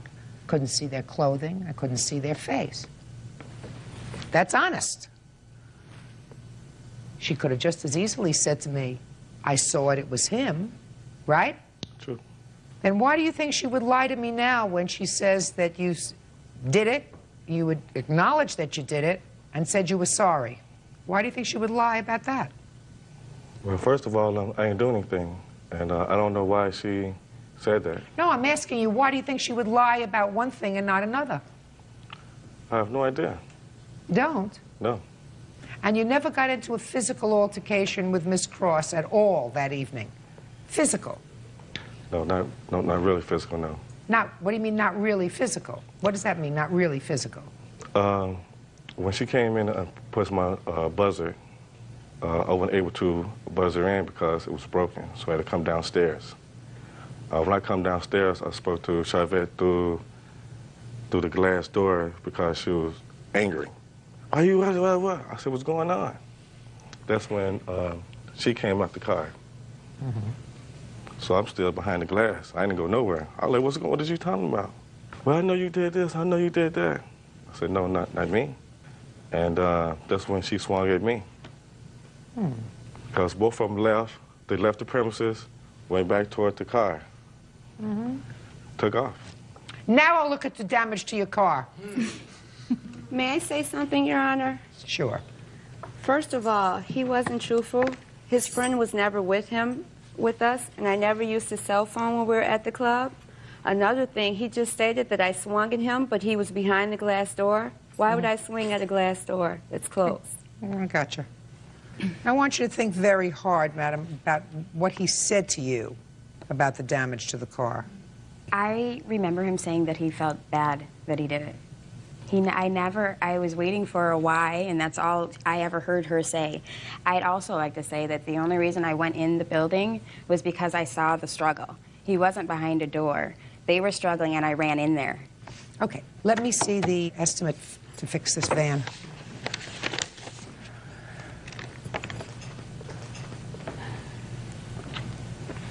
May I say something else, Your Honor? Mm-hmm. At the time that the car was damaged, I still had Christmas gifts in there, and nothing was taken out of it. Brand new bikes and presents, and nothing was stolen. And it's not a very nice neighborhood. I also did have to get a harassment order because the defendant continued to call me the next day as if nothing ever happened. What did he say when he called you? Well, he called and said, "What's up? What are you doing?" As if nothing had ever happened the night before, which I found very, very strange. And I told him, you know, don't call me anymore. Are you going to pay for my vehicle? He said, well, I'll pay for half because I do feel bad about it. And that's when I said, that's not okay with me. I didn't do half the damage. I don't feel that you should only pay for half. They use any drugs at this club that you went to? No, but we did smoke marijuana before we went. What about him? Yeah, he did. Mm-hmm. Judgment for the plaintiff for the amount of $2,732. Thank you. Thank you. Parties are excused. You may step out. I told him we were only friends, and obviously he wanted more than that. Then he seen me do it. I was nowhere around. He totally lied. And now the next case. All parties in the matter of Edwards versus Douglas. Step forward, please. Regulatory analyst Tanya Edwards is suing her ex-boyfriend, financial analyst Benjamin Douglas, for the cost of furniture. Tanya says she's paying for items that are in his possession. Miss Edwards, you claim loans to the defendant for some furniture. And what I gather happened is there was a time that you and the defendant were living together. Is that right? That's correct. You also have a child together. That's correct. And this furniture was some living room furniture and also some furniture for his son from another relationship. That's correct. Is that right? No, Is that the furniture? No, ma'am. What kind of furniture are we talking about, sir? We're just talking about regular furniture I have. Regular furniture, as opposed to irregular furniture. Well, what furniture? So, living room furniture was purchased on her credit card. correct. And bedroom furniture for your son Correct. was purchased on her credit card. Correct. I knew I would get it down to simple English so that we could all understand each other. In what month and year was the furniture purchased, madam? May 2001. And when did you leave his residence? I left his residence in January 2001. You mean you left his residence before you bought the furniture? That's correct. Why did you buy it? Because at that time we were still together, but we decided to live in different households. I purchased my home, and he decided to live at his own home. At his own home. But you were going to move back together, and you did for a while. No, we did not. We never moved back then together. Your Honor, that was our second time being together. We had previously been together, but I was under the impression that this was going to be a joint venture together with the purchase of this furniture. So she bought the furniture when she wasn't living with you, is that right? Correct. On her credit card? Correct. Oh, that makes this case so much easier. You had a relationship, you have a child together. She purchased the furniture on her credit card, put it in your house where you were living alone, not with her. Correct. Correct? Correct. Okay. Now you're not together anymore, either living together or not living together, but you're not a couple anymore. Is that right? That would be correct. That's correct. That would be correct. And who has the furniture? I do. And who's paying for the furniture? I am. No, no, no, no, no. No, no, no. That doesn't sound fair to me, Mr. Douglas. Under any circumstances that you have the furniture that she's paying for. Does that sound fair to you? I mean, no, Your Honor, it doesn't sound. Good. Look how wonderful this is. What an easy case. I mean, it doesn't sound fair, but at the same time, I don't feel like the primary cost I should be liable for all of the costs. Who's sitting on the furniture? I mean, my butt is sitting on furniture. That's right.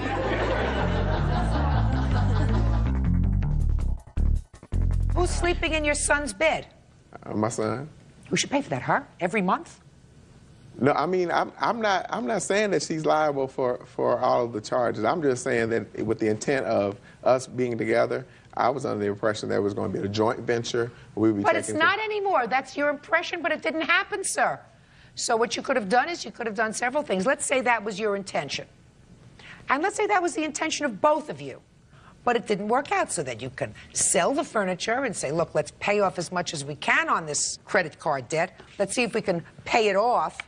Or if you want the furniture, you can keep the furniture. You take over the credit card bills. But why should she pay the bills and you have the furniture? I mean, I was in the assumption, like I said, Your Honor, that it was. I heard it. Don't repeat yourself. I heard it. I mean, doesn't it sound stupid to you? You have the furniture. Your keister is sitting on it watching television. Your son is sleeping on it like a baby. And she's paying the bill. Doesn't that sound ridiculous? It sounds ridiculous to me. Does it sound ridiculous to you? No. What? Yeah. It's ridiculous to Bert. And he might, and I want to tell you something, he doesn't always agree with me. Sometimes he would say, no, you know, the man's got a point. I mean, you can agree. Hello ফ্রেন্ডসরা, সবাই কেমন আছো? আশা করি সবাই ভালো আছো। আজকে তোমাদের সামনে আমি ছবিটি রং করে দেখাবো। ভিডিওটি না টেনে সম্পূর্ণ দেখো।